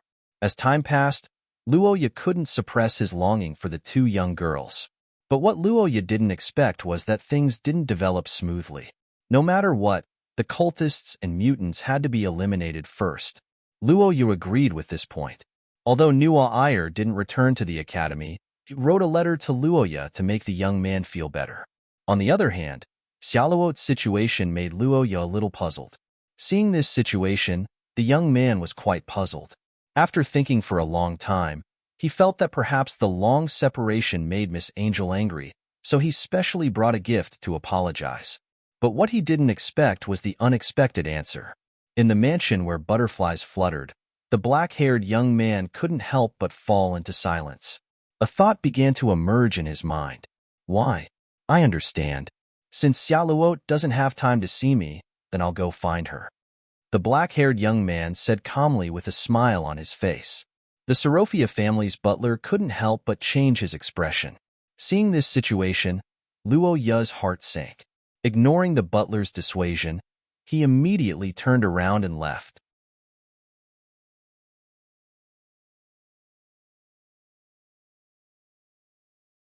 Chapter 483. In St. Freya's Academy, the black-haired young man had been frowning ever since he returned from the House of Butterflies of the Wild Rose faction. Seeing him like this, the students in Sangji Hall didn't dare to disturb him. For a moment, the usually noisy residents quieted down. After going to the butterfly dance hall, Luoya put all his thoughts on the reddish-brown-haired girl. Under worry and contemplation, he couldn't even pretend that nothing happened. Although she was intelligent, her personality was a bit arrogant. Being separated for a long time would definitely make her dissatisfied, so it was normal for her to fall in love with someone else. Outsiders would probably think so. To a certain extent, this saying was true for others, but Luoya knew that Xiaoluo wouldn't do that. As for falling out because they hadn't seen each other for a long time, although this sounded a bit unlikely, it was different for Luoya. Besides, even if it was really a bit awkward, Xiaoluo would definitely give Luoya a way out instead of just leaving like this. Her character as a good wife and mother made her always worried about Luoya's face in front of outsiders. Her experience of living independently since childhood also made Xiaoluo good at the ways of the world. It was a kind of tacit understanding like a real husband and wife. They didn't even need to communicate much, and they would naturally think for each other. This was reflected when the two of them worked together to deal with the cooperation project between Akate Territory and Rose. Remember, but it had to be said that although he was worried, there were some problems that Luoya needed to consider. That was, at present, the young man didn't have any evidence that Xiaoluo might have an accident.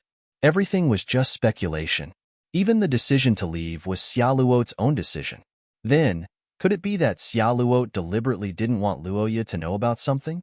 What are you going to do? Remembering that Luoya had helped her in their relationship, the blonde girl clenched her fists and said enthusiastically. Hearing this, Gerlach nodded, but he didn't let her go. Indeed, if it was his own business, Luoya Dage wouldn't be so nervous. After finishing his thoughts, the young man returned to his senses and looked at Paul and the other two who were waiting by the side with a smile on his face. Seeing such a Luoya, Gerlach and the others heaved a sigh of relief. Brother Luoya, just say it. Is there anything we can help you with? Yes, this was the decision that Luoya made after a long period of consideration. He maintained his intuition at the Butterfly Dance Hall and immediately set off for the Rose Commercial United Nations. As long as there was the slightest possibility that something might happen to Xiaoluo, Luoya wouldn't just wait, even if it meant any losses. Although the second school year had come to an end, Luoya still had a lot of things to do, including the reorganization and training of the entire faction. On the other hand, enhancing the faction members' ability in group battles was also to prepare for the possible battlefield in the future. Luoya didn't want his former faction members to be easily buried in the battlefield, and judging from the facilities, the Rose faction with the Secret Realm had the greatest advantage. Originally, Luoya wanted to use the last few days of the semester to train, but now, he could only leave these important tasks to Paul and the others. After briefing them about the tasks, the young man went out again and headed toward the Rose faction's base where AI Lizzie was. The Rose faction's base was by the lake, and it was particularly lively in the hot summer. AI Lizzie's room was a huge lakeside villa. Every morning when the lake was filled with mist, it was like a fairyland. Coupled with AI Lizzie's stunning beauty, it even made people think that they had mistakenly entered the kingdom of fairies. At the dining table, the silver-haired girl thought of going home alone for more than a month, and her beautiful face couldn't help but show reluctance. Seeing this situation, Luoya had no choice but to take the initiative to please her. He personally cut the food into small pieces and pushed it in front of the girl. I understand. I already know what kind of person my brother is, but that guy actually left without saying goodbye. It's really strange. Although because of Luoya, AI Lizzie often quarreled with this young lady next door, and the frequency was even more frequent than Nua Iyer, but it had to be said that in the process of growing up, Xiaoluo was the female peer she came into contact with the most. And from the perspective of the Akate family, Xiaoluo was the central figure who promoted the cooperation between the two families. She was also the main person in charge of the cooperation project. Her safety would definitely affect the development of the entire Akate territory, and it was also related to the revival of the territory, so they couldn't be careless. Well, but if there are no problems over there, please come back quickly to accompany me. I still have a lot of things to do with you during the holidays. For Luoya and AI Lizzie, the next few years of limited holidays were probably their last relaxing time. In the future, if the war with the aliens entered a stalemate, whether it was Luoya or AI Lizzie, as high-grade transcendents, they would probably participate in the war. In that case, it would be difficult to live a peaceful life. At dawn the next day, The black-haired young man bid farewell to Elisa and headed to the Akhat family's garrison near the academy. Under the protection of the heresy army, the young man rushed towards Ratchet's direction as fast as he could. The black-haired boy chased after the brown-haired young lady. On the other side, on the road to the Rose Business United Nations, a convoy of more than 10 carriages was traveling day and night under the protection of many guards. It was the jewel necklace convoy that belonged to the young lady of the Sorofia family. However, such a convoy was completely different from the usual elegant and leisurely carriage. The coachmen were tired, but they insisted on rushing. The accompanying guards were slightly better, but the summer heat still made them sweat profusely. Gulacy, don't be so nervous. The current situation is far from as bad as you think. On the bed in the bedroom, Xiaoluot in white pajamas was lying in the middle of the spacious princess bed.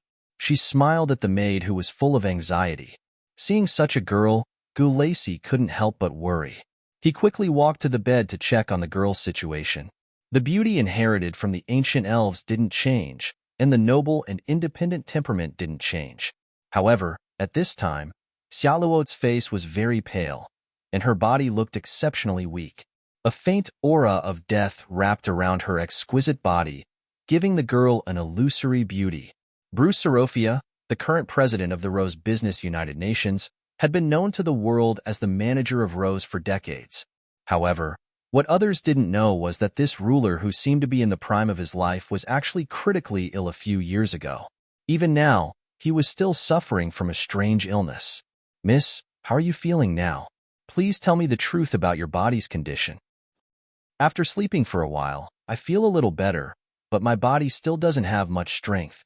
There is also a strange aura of death in my curse power. These don't seem to have any effect.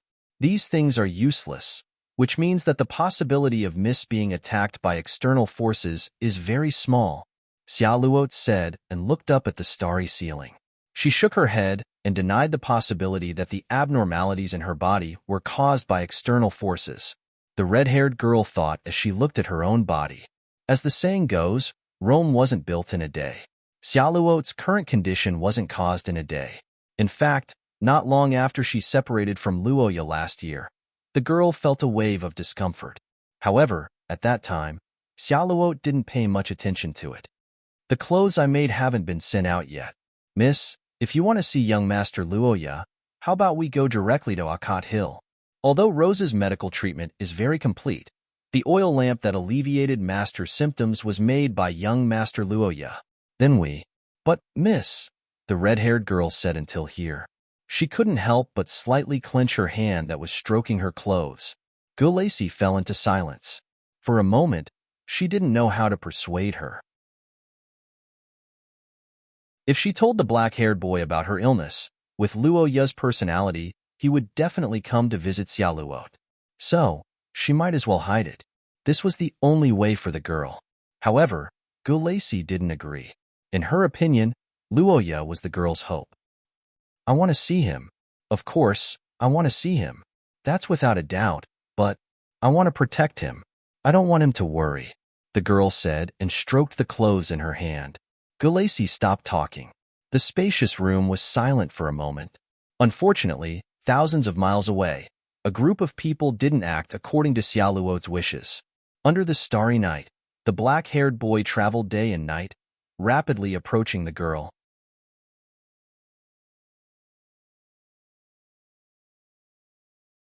Chapter 484.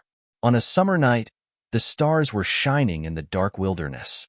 On the road to the Rose Commercial United Nations, the black-haired boy was resting on the side. Not far from him, a group of armored guards were setting up tents. Although they set off 2 days earlier than Luoya and others, Xiaoluot rode in a carriage, while Luoya and others rode in a cavalry. Normally, they should catch up with Sorofia's family around the morning of the 3rd day, but the fact was that they didn't see anyone until the evening. That was Xiaoluot and others, just like Luoya and others, were also rushing day and night. At the end of the joint conference, unlike the overwrought theocracy, the financially abundant Rose didn't have any urgent matters at all. Normally, they didn't need to rush like this at all, so the biggest possibility was that they were hiding from something. If it wasn't the enemy's pursuit, then what else was worthy of Xia Luo to make such a big fuss? Could it be they are hiding from me? Why are they hiding from me? Even if there is something wrong with the relationship between two people, escaping can't solve the problem, right? They left without saying goodbye before. Is there something that they don't want to tell me? In any case, after 3 days of chasing, Luo Ye and others couldn't move forward anymore. The boy also seized the short time to seriously think about the clues. After Akate Territory and Rochit resumed their previous relationship, and after frequent business cooperation, the military, represented by Old Man Eugene, had always been a hardcore supporter of the two. It was hard to imagine what kind of chaos Bruce and the military would cause in the country. Wait a minute. Bruce. Luo Ye was fortunate to see Bruce's immortal body a few years ago. Since most of the items in the system were unique, Luo Ye didn't find anything similar to the lamp after that. Fortunately, even after the lamp oil was exhausted, the effect of the curse vessel didn't completely disappear. Thinking of this possibility, Luo Ye felt a little better. Although it wasn't good to say this, as long as it wasn't Xia Luo Ye wouldn't be so anxious. Even if Bruce's illness would also bring a storm to the Akate territory. In the jewel necklace caravan, the black-haired maid looked at the young girl who had fallen ill after waking up in the morning with a sorrowful expression. In front of her, Xia Luo, who had just gotten better yesterday, fell ill again. Eldest miss, no matter what, I have to tell Luo Ye about this matter. Please forgive me. Young miss, although I am a maid, I am also your bodyguard. One of my duties is to ensure your safety. I believe that the current situation is quite unfavorable, so we must seek help from our allies, which is the Akate family. Please don't continue to be stubborn. Grace, you're making a mountain out of a molehill. Things aren't as serious as you think. This illness will worsen at night, and in the morning, it will make people look worse than they actually are. Father is like this. You should be clear about this. Looking at the resolute face of the maid, the reddish-brown-haired girl pondered for a moment before softly persuading her. She wanted to dispel Grace's idea, but it was useless in front of the maid who had been by Charlotte's side since she was young.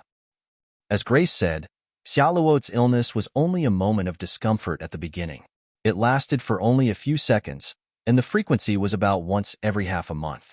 It even made people think that it was an illusion caused by fatigue and neurasthenia.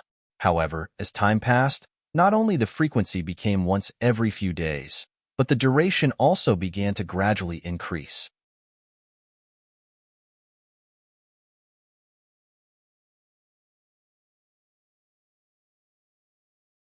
Chapter 485. In the reception room, the black-haired youth looked at Xia Luo in front of him and asked the question with a flat expression. His golden pupils stared closely at the girl's eyes. When she heard Luo Ye's question, the reddish-brown-haired young lady's body stiffened unnaturally for a moment. Gulacy was an advanced source rank 3 transcendent. She specialized in close combat and had an excellent compatibility with Xia Luo, who was proficient in gem curse. With the black-haired made by Xia Luo's side, the girl's safety level would be qualitatively improved. And from another point of view, it was necessary to have a trusted aide by your side during the long journey. Is there anything more important than your safety on this journey in the wild? Zhang Lixing asked. Don't tell me that during this period, she won't be by your side? Hearing Luo Ye's rhetorical question, the reddish-brown-haired girl was speechless for a moment. The youth's question seemed normal, but if Xia Luo wanted to deny it, it was equivalent to belittling Gu Lacey's professionalism as a maid and guard. It was also an insult to her persistence. Even if it was to hide her illness, Xia Luo couldn't do it. Oh, Gu Lacey went to rest? Is that so? But in that case, what's with this cup of tea? This smell is from her, right? Not good. My dear is a bit too sensitive. She left before you came in. Gu Lacey was a little dizzy, so it took so long. The youth nodded noncommittally to Xia Luo's answer. He carefully observed the girl's situation and gradually frowned. Seeing Luo Ye's expression, Xia Luo's heart couldn't help but jump. However, before the girl could change the topic, Luo Ye asked again. Of course, although I'm a little tired, my body is very healthy. The black-haired boy's question echoed in the room. The girl, who was somewhat prepared, pretended that nothing had happened and asked a question back. She reached for the teacup in front of the table. However, to the girl's surprise, Luo Ya's expression suddenly sank after hearing this answer that she thought was flawless. Seeing the rare, serious expression on Luo Ya's face, Xiaoluo's heart was flustered, but she couldn't figure it out. She could only cast an inquiring look at the youth, but Luo Ya, who was opposite her, didn't say anything. Xiaoluo, do you think I understand you? In response to Luo Ya's strange question, Xiaoluo seemed a little confused. Her emerald eyes stared at the young man in front of her as she recalled the days they spent together. After a moment of hesitation, she nodded. Nothing, I just wanted to hear your answer, because I was wondering if my feelings for you had been underestimated. When the red-haired girl heard the youth's words, a slightly puzzled expression appeared on her face.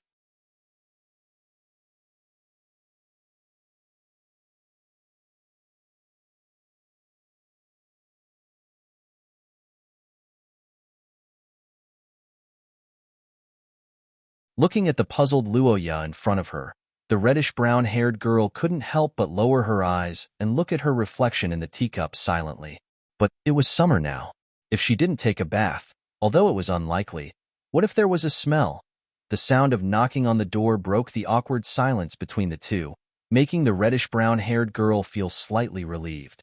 Luoya went to check, but to the girl's surprise, it wasn't some trivial report from outside the door, but the black-haired maid's full support. Schedule?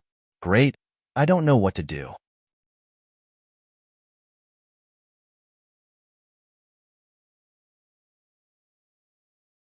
Chapter 487.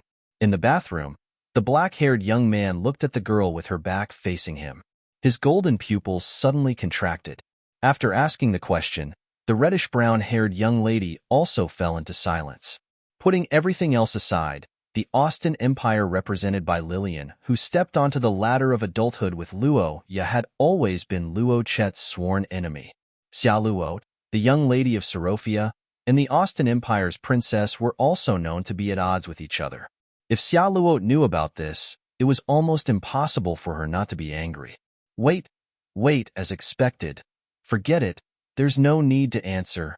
Sorry, I don't mean to control you. We don't have any actual relationship. This kind of questioning is making you uncomfortable. Hearing Xiaoluo's words, the black-haired young man hurriedly shook his head to deny it. Although Xiaoluo and him did not have any official relationship, the feelings between the two were very real. In Luo Ya's eyes, Xiaoluo was already someone he would never leave. Even if he was controlled a little, Luo Ya would not mind. Even if I act like the mistress of the house?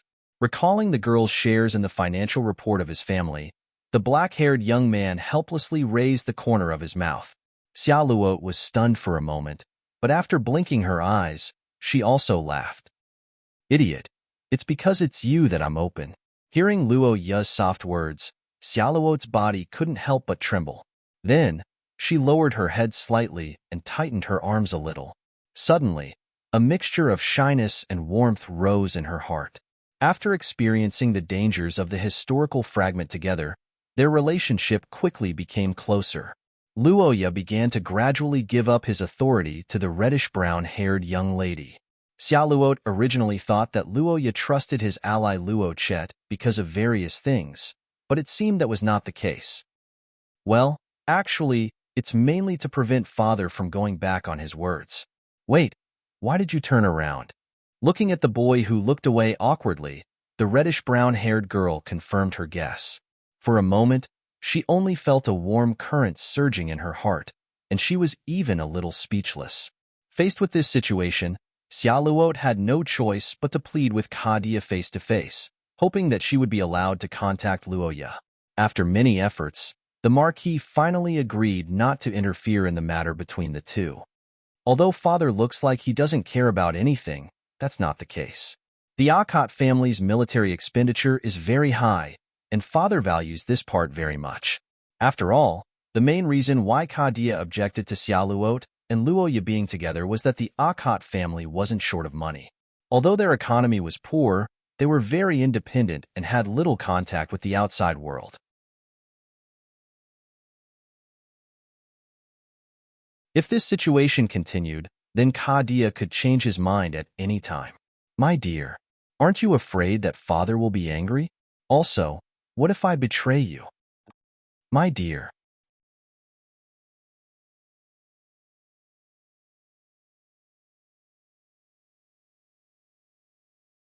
Chapter 488. A high-grade extraordinaire's perception of danger was similar to intuition. Therefore, danger could appear without any warning, and it could also disappear without any reason.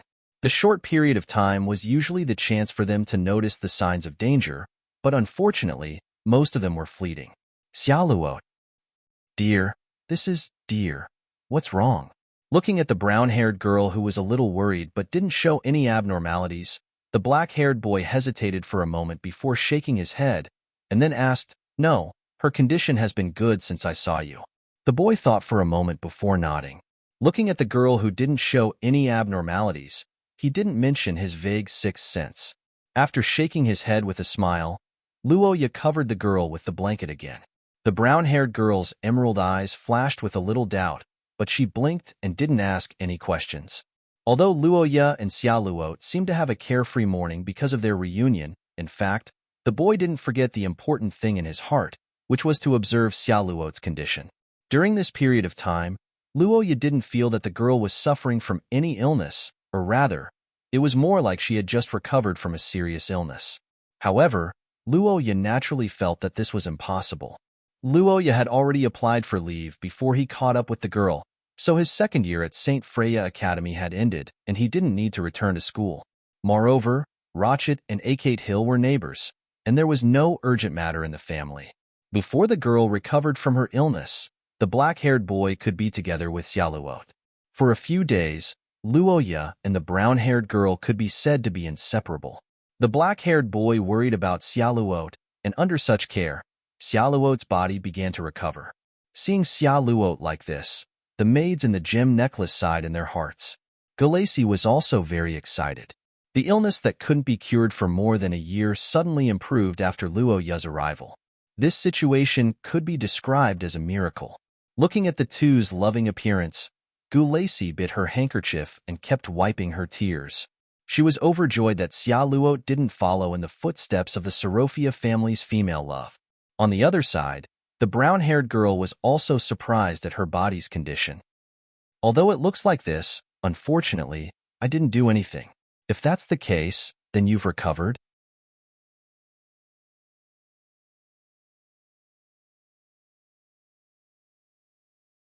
Chapter 489. It was early autumn, and the temperature had yet to drop. The scenery on both sides of the road had already changed. In the jewel necklace convoy, a reddish-brown-haired girl couldn't help but sigh as she looked out the window at the trees whose leaves had begun to turn yellow. That was the previous day and night of rushing on the road. Perhaps it was just as the saying went, happy times always pass too quickly. At least in Charlotte's eyes, the time she spent with the young man every day seemed to have been accelerated. Even the boring work seemed to have passed in the blink of an eye. Is this, not wanting to end the journey so quickly? Although Luoya was taking care of the girl, in fact, the past half a month had been quite comfortable even in her eyes. However, unlike Xiaoluo, Luoya's comfort didn't come from escaping from the complicated affairs of the world, but rather from peace. To some extent, Luoya could be considered the king of resistance. After all, the pressure of having someone constantly watching your life was unbearable for most people, not to mention fighting with an unknown enemy. This required an extremely strong psychological quality because the opponent's methods were likely to be beyond one's expectations. The Tyrant priest was the best example of this. Remember in a second. The black-haired boy, who was a little surprised, sighed slightly and then pulled his attention back to the girl. After thinking for a moment, the boy felt that it was necessary to let Xiaoluo use the last time of the journey to relax. Dear, what did you say? How suspicious, Shia, due to the good living standards and natural conditions. Most people yearned for big cities and a bustling and lively life. They didn't have much interest in natural scenery, but occasionally, the beauty of nature would be recognized by people, and Delhi's love forest was one of them. Marat was the name of the goddess in charge of love in ancient legends. The tree that was named after her was often called the Tree of Love, which was also the origin of the forest's name. The reason for this name was naturally because of the color of the leaves. As a famous scenic spot, Delhi in autumn was a sacred place for romantic dates and also a good place for confessions. The fiery red mountains were like dancing flames when the wind blew, as if it could ignite the flame of love in people's hearts. When such a scene fell into the eyes of a young girl in love, even Xiaoluo couldn't help but feel excited.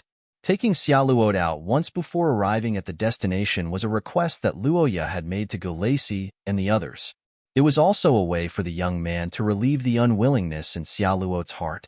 When his body isn't in good condition, looking at some natural scenery may help his body and soul. This was the original intention of Roja's plan. After hearing the youth's idea, Grace and the others immediately told the youth that they were in front of this tourist holy land. And judging from the current situation, bringing the girl to this area seemed to be quite effective. The elven lady asked softly as she stared at the rose-colored landscape before her. The black-haired boy replied calmly, "Of course, who do you think I am?"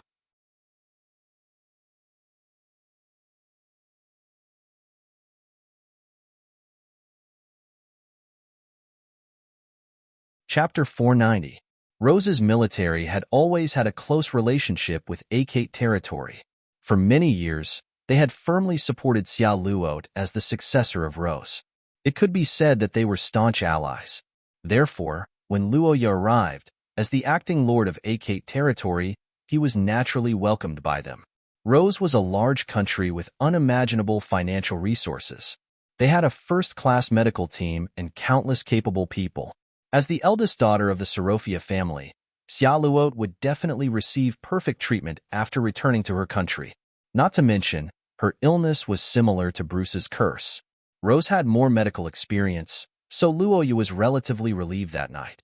After more than 10 days, although the accumulated fatigue didn't affect his combat effectiveness, it was time to rest. The central area of Rose was undoubtedly a place to sleep peacefully.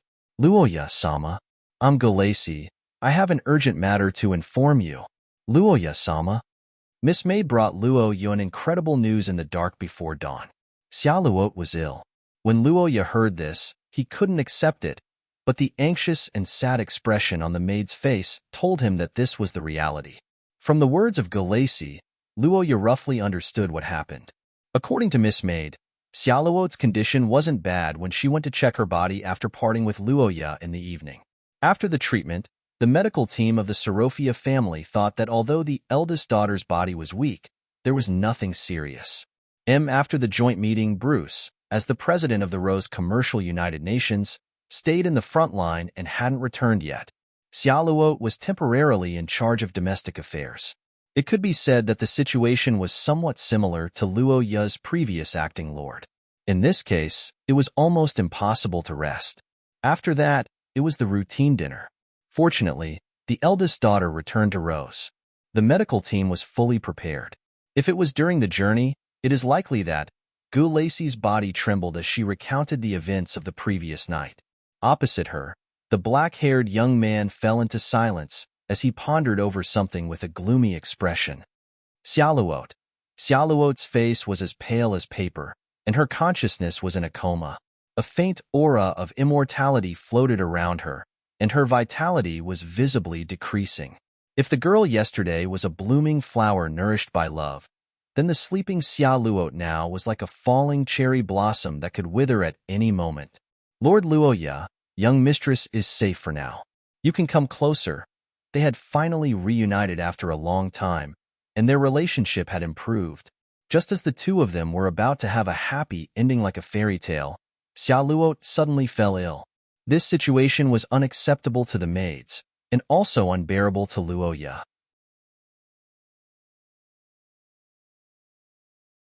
In Luoya's eyes, the reddish-brown-haired girl was like a fragile piece of glass that could shatter and disappear at any time. This made Luoya feel as if a knife was twisting in his heart. "Luoya? Xiaoluo's sudden awakening made everyone in Rose excited. The medical team and clerics quickly used spells to confirm the girl's condition, and the maids immediately busied themselves. On the sickbed, looking at the concerned Luoya, Xiaoluot responded with a faint smile. Why are you apologizing now? It's not like you wanted to fall ill.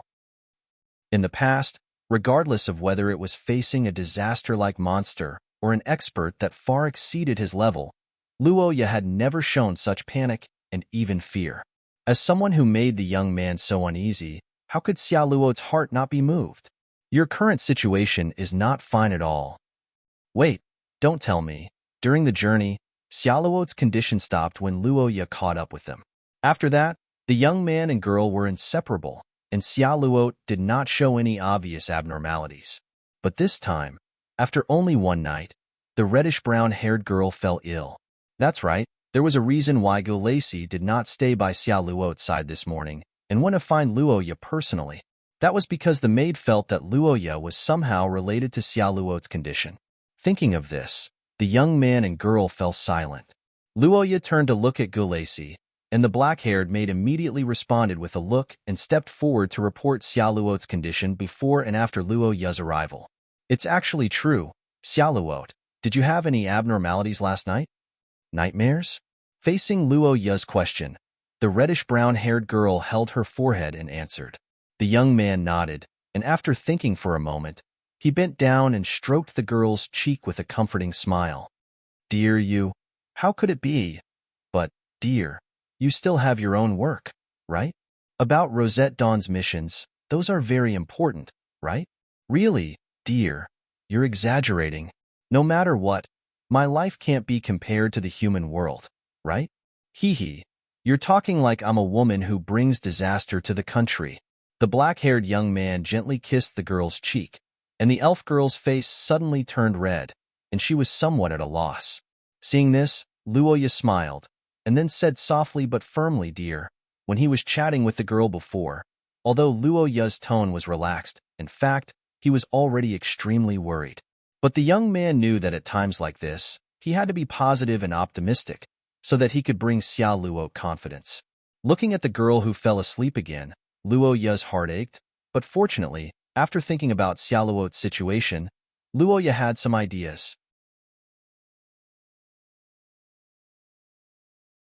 The attack targeted the girl because of her individual value, which was the Highland Elf's atavistic bloodline, and once this was the focus, combined with the fact that she would not get sick when she was with Luoya, there was only one possible choice. Thinking about the ancient monsters in his mind, the black-haired young man's golden pupils gradually lit up, flickering with killing intent like candlelight.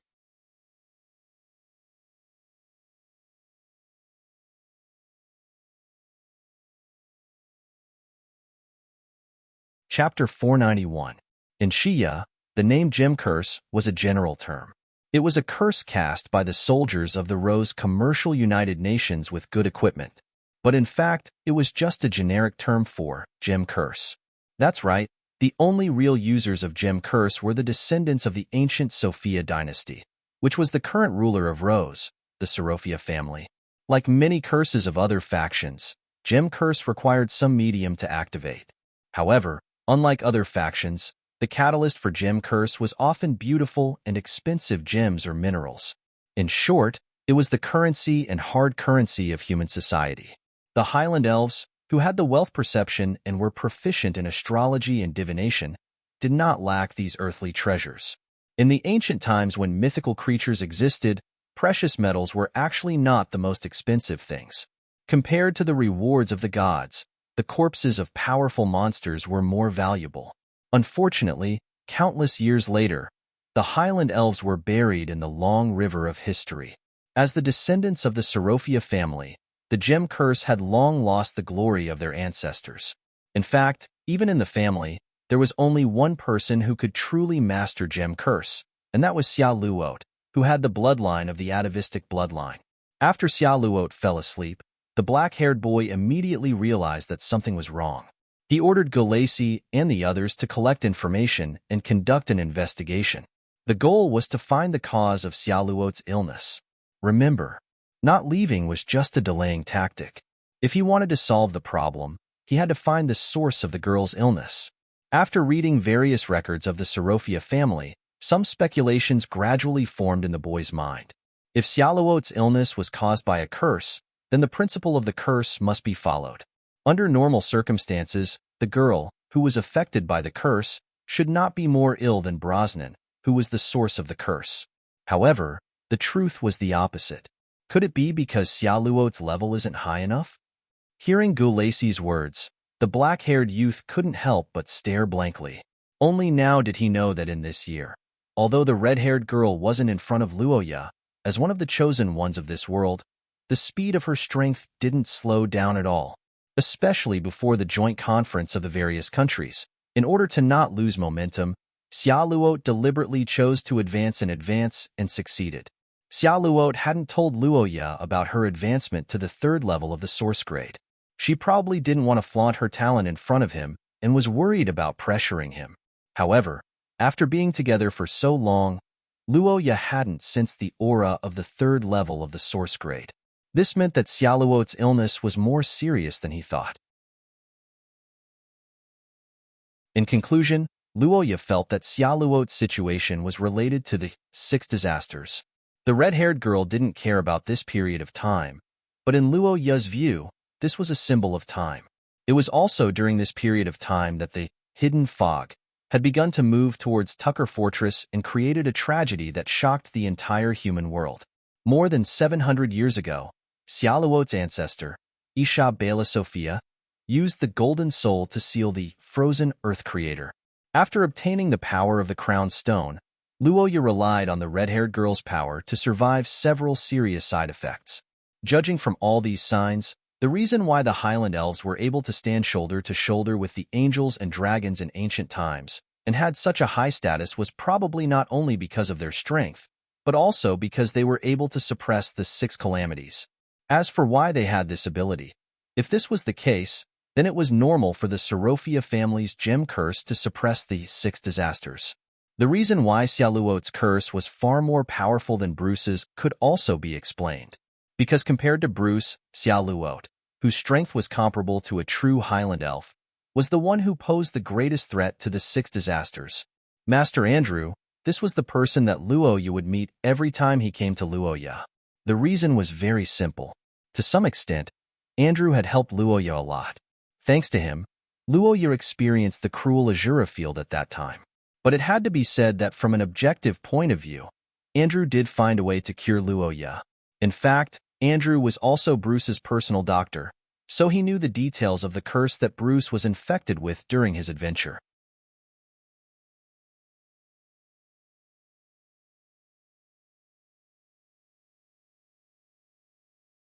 Chapter 492. Early in the morning, in the bedroom before the sun rose, the black-haired young man looked at the letter in his hand. His golden pupils constricted abruptly. His originally calm face was as gloomy as the sky outside the window. Luoya naturally agreed to this point, and even wanted to go there personally. But considering Xiaoluo's safety, he dismissed the idea. So after weighing the pros and cons, Luoya chose to accompany the young lady and wait for the news. But what he didn't expect was that Master Andrew, who had been preparing for years, didn't have a smooth sailing. Instead, he brought him extremely bad news. According to the contents of the letter, after Andrew and the others used a spatial spell to teleport, they traveled through the night to the underground ruins that they had explored in the past. However, after 2 days of exploration, Andrew and the others arrived at the site of the incident, only to find that the entire ruins had been severely damaged. It had already been reduced to ruins. As the place where Bruce met his demise, this underground ruin that was discovered decades ago wasn't a popular place for adventurers to explore. Therefore, it was easily controlled by Luoya's side, and they sent specialized personnel to monitor it. But according to the records, it was peaceful in the past few months, and there were no signs of outsiders entering at all. The ruins were destroyed. This was beyond the young man's expectation. But before Luoya could think about it carefully, he suddenly heard the young lady's voice behind him. 1 second, remember. At this moment, on the bed, the brown-haired young lady supported herself with her arms, rubbing her sleepy eyes and looking for the young man who was supposed to be by her side. Because of the torment of her illness, Xiaoluo's face was a little pale and her body was a little thinner. Her fitted pajamas were slightly loose, revealing a large part of her chest and shoulders. The young lady who had just woken up and was looking for Luoya softly was unusually cute, just like a sleeping beauty who had just woken up and was calling for her knight. Upon hearing such a call, the black-haired young man didn't hesitate and immediately returned to the young lady's side after handling the letter. Yes, I'm here. The sky isn't bright yet. Sleep for a while more. Looking at the young man who had rushed to her side, the hazy girl seemed to be relieved. She grabbed Luoya's sleeve and nodded lightly before lying down again.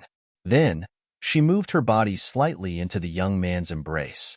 On the other side, the black-haired young man looked at the beauty who had fallen into a deep sleep again.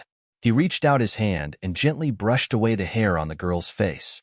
Because of her Highland elf bloodline, Xiaoluot had been managing the family's affairs since she was a child. She had gone through many trials and tribulations and was very independent.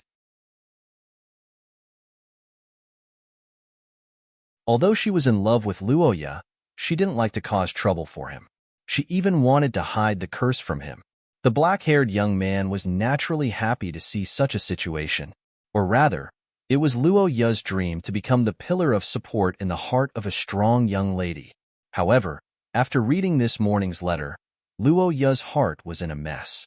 On the other hand, after reading the letter, the most likely but also the most unacceptable conjecture gradually emerged in the young man's heart. That was the source of Xiaoluot's curse, which was one of the 6 calamities, and this ancient monster had escaped after being activated. Looking at the sleeping girl, Luoya's expression became unprecedentedly serious. If the curse came from one of the 6 calamities, then it was the worst news for Luoya and the others. Because so far, humans didn't have any means to accurately detect these terrifying monsters. This was a popular proverb in Xia, which was often in times of war.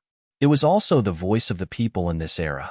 In the distant eastern front line, after several probing confrontations, the human alliance and the mutated race had begun their official battle.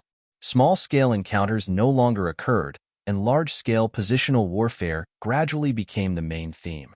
Among the fortresses that were heavily defended by several major countries, there was a Tucker fortress whose combat strength was far lower than any other time in history. It was the Tucker fortress that was rebuilt after being devoured by the hidden fog. Although it had barely returned to its original size after more than a year of emergency repairs, it was still only strong on the outside but weak on the inside. Due to this strategic gap, the entire human fortress defense network had a serious flaw. Once the mutated race launched a large-scale attack, it was likely to be broken through. The enemy would directly invade the human world, and the frontline soldiers who were cut off from support would only have a dead end. There was no doubt that this was a courageous attempt. Probably only the veterans who survived the fourth war of the mutated race nearly 100 years ago dared to make such a decision. But while sighing at the courage of the older generation, a new problem arose. Because of the initiative to attack, the difficulty of the logistics work suddenly skyrocketed. Xiaoluot, it's about time. Looking at the pale and tired girl sleeping, Luoya fell into silence for a while. He looked at Xiaoluot with a distressed expression, but he didn't dare to wake her up. Although these documents are only about logistics, it is also related to the frontline battle. It may even affect the lives of some soldiers. I must finish it as soon as possible. Dear, please. Every time he saw Xiaoluot's pleading eyes, Luoya would involuntarily agree to the girl's request. But the young man knew that such high-intensity work was not something a patient could afford, especially for Xiaoluot. It was obvious that the effect of the curse was still being maintained. It was constantly wearing down Xiaoluot's life force. However, Luo Chai didn't have any good solutions. He could only suppress it with the golden soul. By now, Luoya was almost certain that the curse on Xiaoluot's body came from one of the 6 disasters. But unlike the fog of concealment that shook the world, this ancient monster was in a state of hibernation before, so it wasn't very lethal. The whereabouts of the 6 disasters were almost impossible to find, and if the source couldn't be found, it meant that the curse on the girl's body was almost impossible to remove, and recovery was naturally far away. Dear, I'm sorry, I fell asleep again. But, dear, wait. Seeing Xiaoluot like this, Luoya couldn't help but secretly sigh in relief. He walked toward the bedroom. Listening to the young man's heartbeat, Xiaoluo thought for a moment and slowly spoke. What do you mean? You don't have to apologize. From the situation of the battle, what you did was right. It's better to say that I'm proud of you, but we have different perspectives. Yes, for me, your body is more important than anything else. Facing Xiaoluo's question, Luoya gave a flat answer. The red-haired girl widened her eyes, then her lips opened for a while, and her face blushed as she turned her eyes away. Seeing this, the black-haired young man continued, Wait, dear, what are you talking about? I can hold on until now because you are by my side, protecting me day and night like a knight. So, don't blame yourself anymore, okay? That will make my heart ache. The young man and girl comforted each other and looked at each other affectionately. Their pupils were full of the other half's reflection. After a while, they hugged and kissed, and the two hearts became more and more difficult to separate. However, what the black-haired young man didn't know was that under this peace, some things were quietly changing.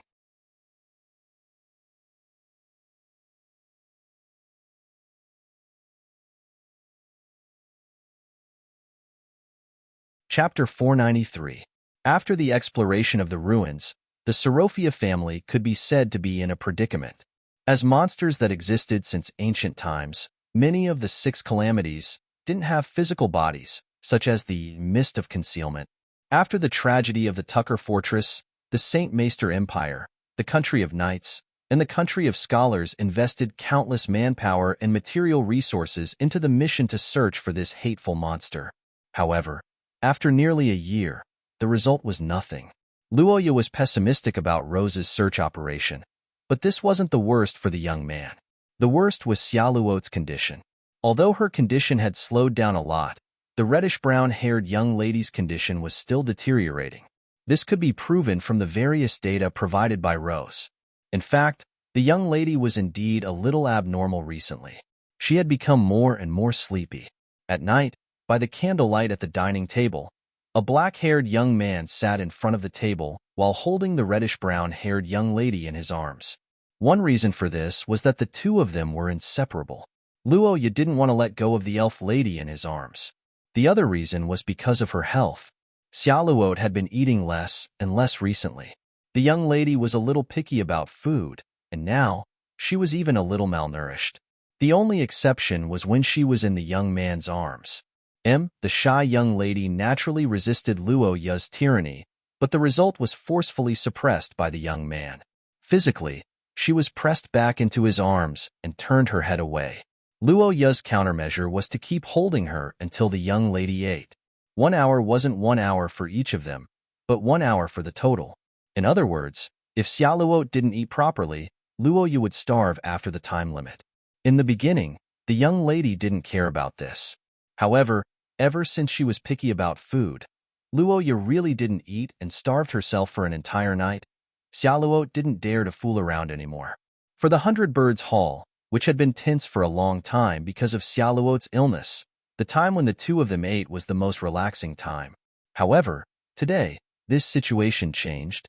In front of the dinner table, the delicacies were already laid out. However, the youth's face did not have the usual smile, and the atmosphere around him was quiet and oppressive. He did not say a word, but the oppressive atmosphere spread to everyone in the dining hall. In front of him was the reason why Luoya was in such a state. Just a minute ago, the reddish-brown-haired girl was still leaning on the boy's chest coquettishly, waiting for Luoya to feed her her favorite dessert. However, when the boy withdrew his fork, the expectant Xiaoluo had already fainted. When he saw this scene, the black-haired boy was in disbelief.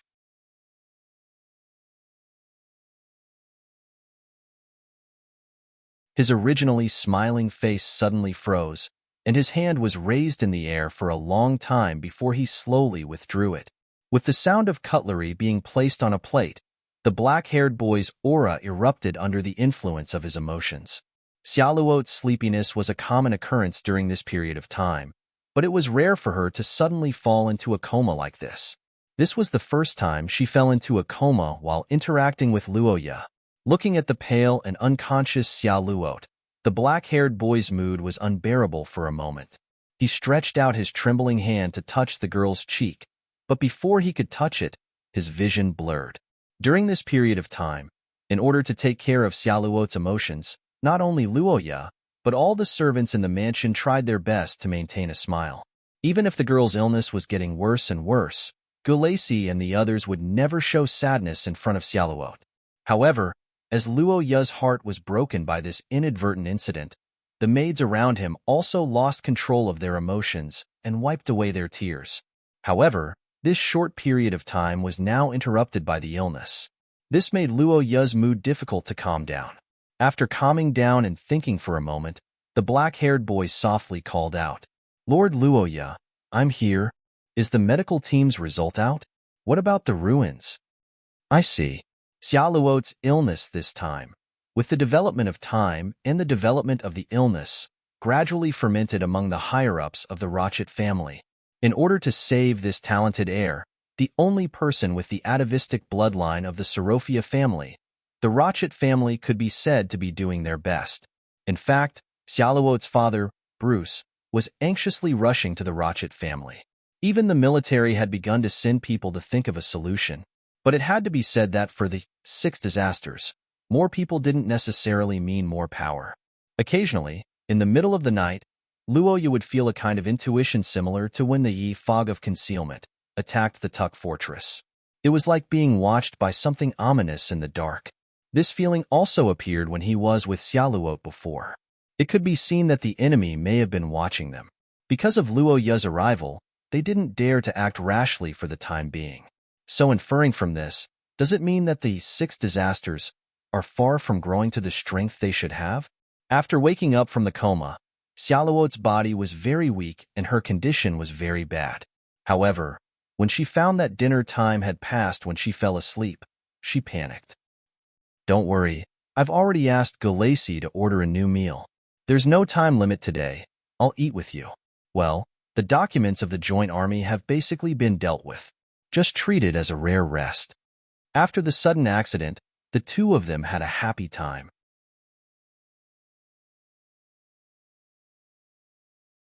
As time passed, Xiaoluo's physical examination report finally came out. The medical team of the Sorofia family could be said to be a combination of Shiya's top extraordinary healers. Although they were helpless in the face of the curse brought by the 6 disasters, their physical examination and prediction of the condition were basically accurate. As far as the results were concerned, Luoya's previous guess was not wrong. According to many data, Xiaoluo's condition had reached the verge of eruption, and the symptoms were that she was in a coma. If it deteriorated further, the girl was likely to not wake up and continue to be weak until she died. After reading this report, Luoya's mood was indescribable, but now he didn't have time to be sad and afraid because the maid in front of him was crying. Seeing such a pessimistic result, Gulacy, who had been holding on, finally collapsed. He didn't dare to let Xiaoluo see this. However, Luoya knew that this was meaningless. As a high-level extraordinary, the girl was actually very clear about her own body, but she usually didn't say it. So that's the case. It's already to the extent that her life will be in danger if it continues to deteriorate. "Dear, can I ask you for a favor?" Under the candlelight, looking at the red-haired girl, Luoya asked in confusion. Hearing the young man's words, Xiaoluo narrowed her emerald eyes and smiled as if she was recalling something. "I want to see that rose-colored forest again." You're tuning in to the Romance Rendezvous YouTube channel. We're so grateful for your support, and don't forget to subscribe to join us on this incredible journey through captivating stories. Your generosity through donations truly makes a world of difference, as it's the primary source of revenue that allows me to expand and enhance this channel for you. Thank you from the bottom of my heart for being a part of this adventure.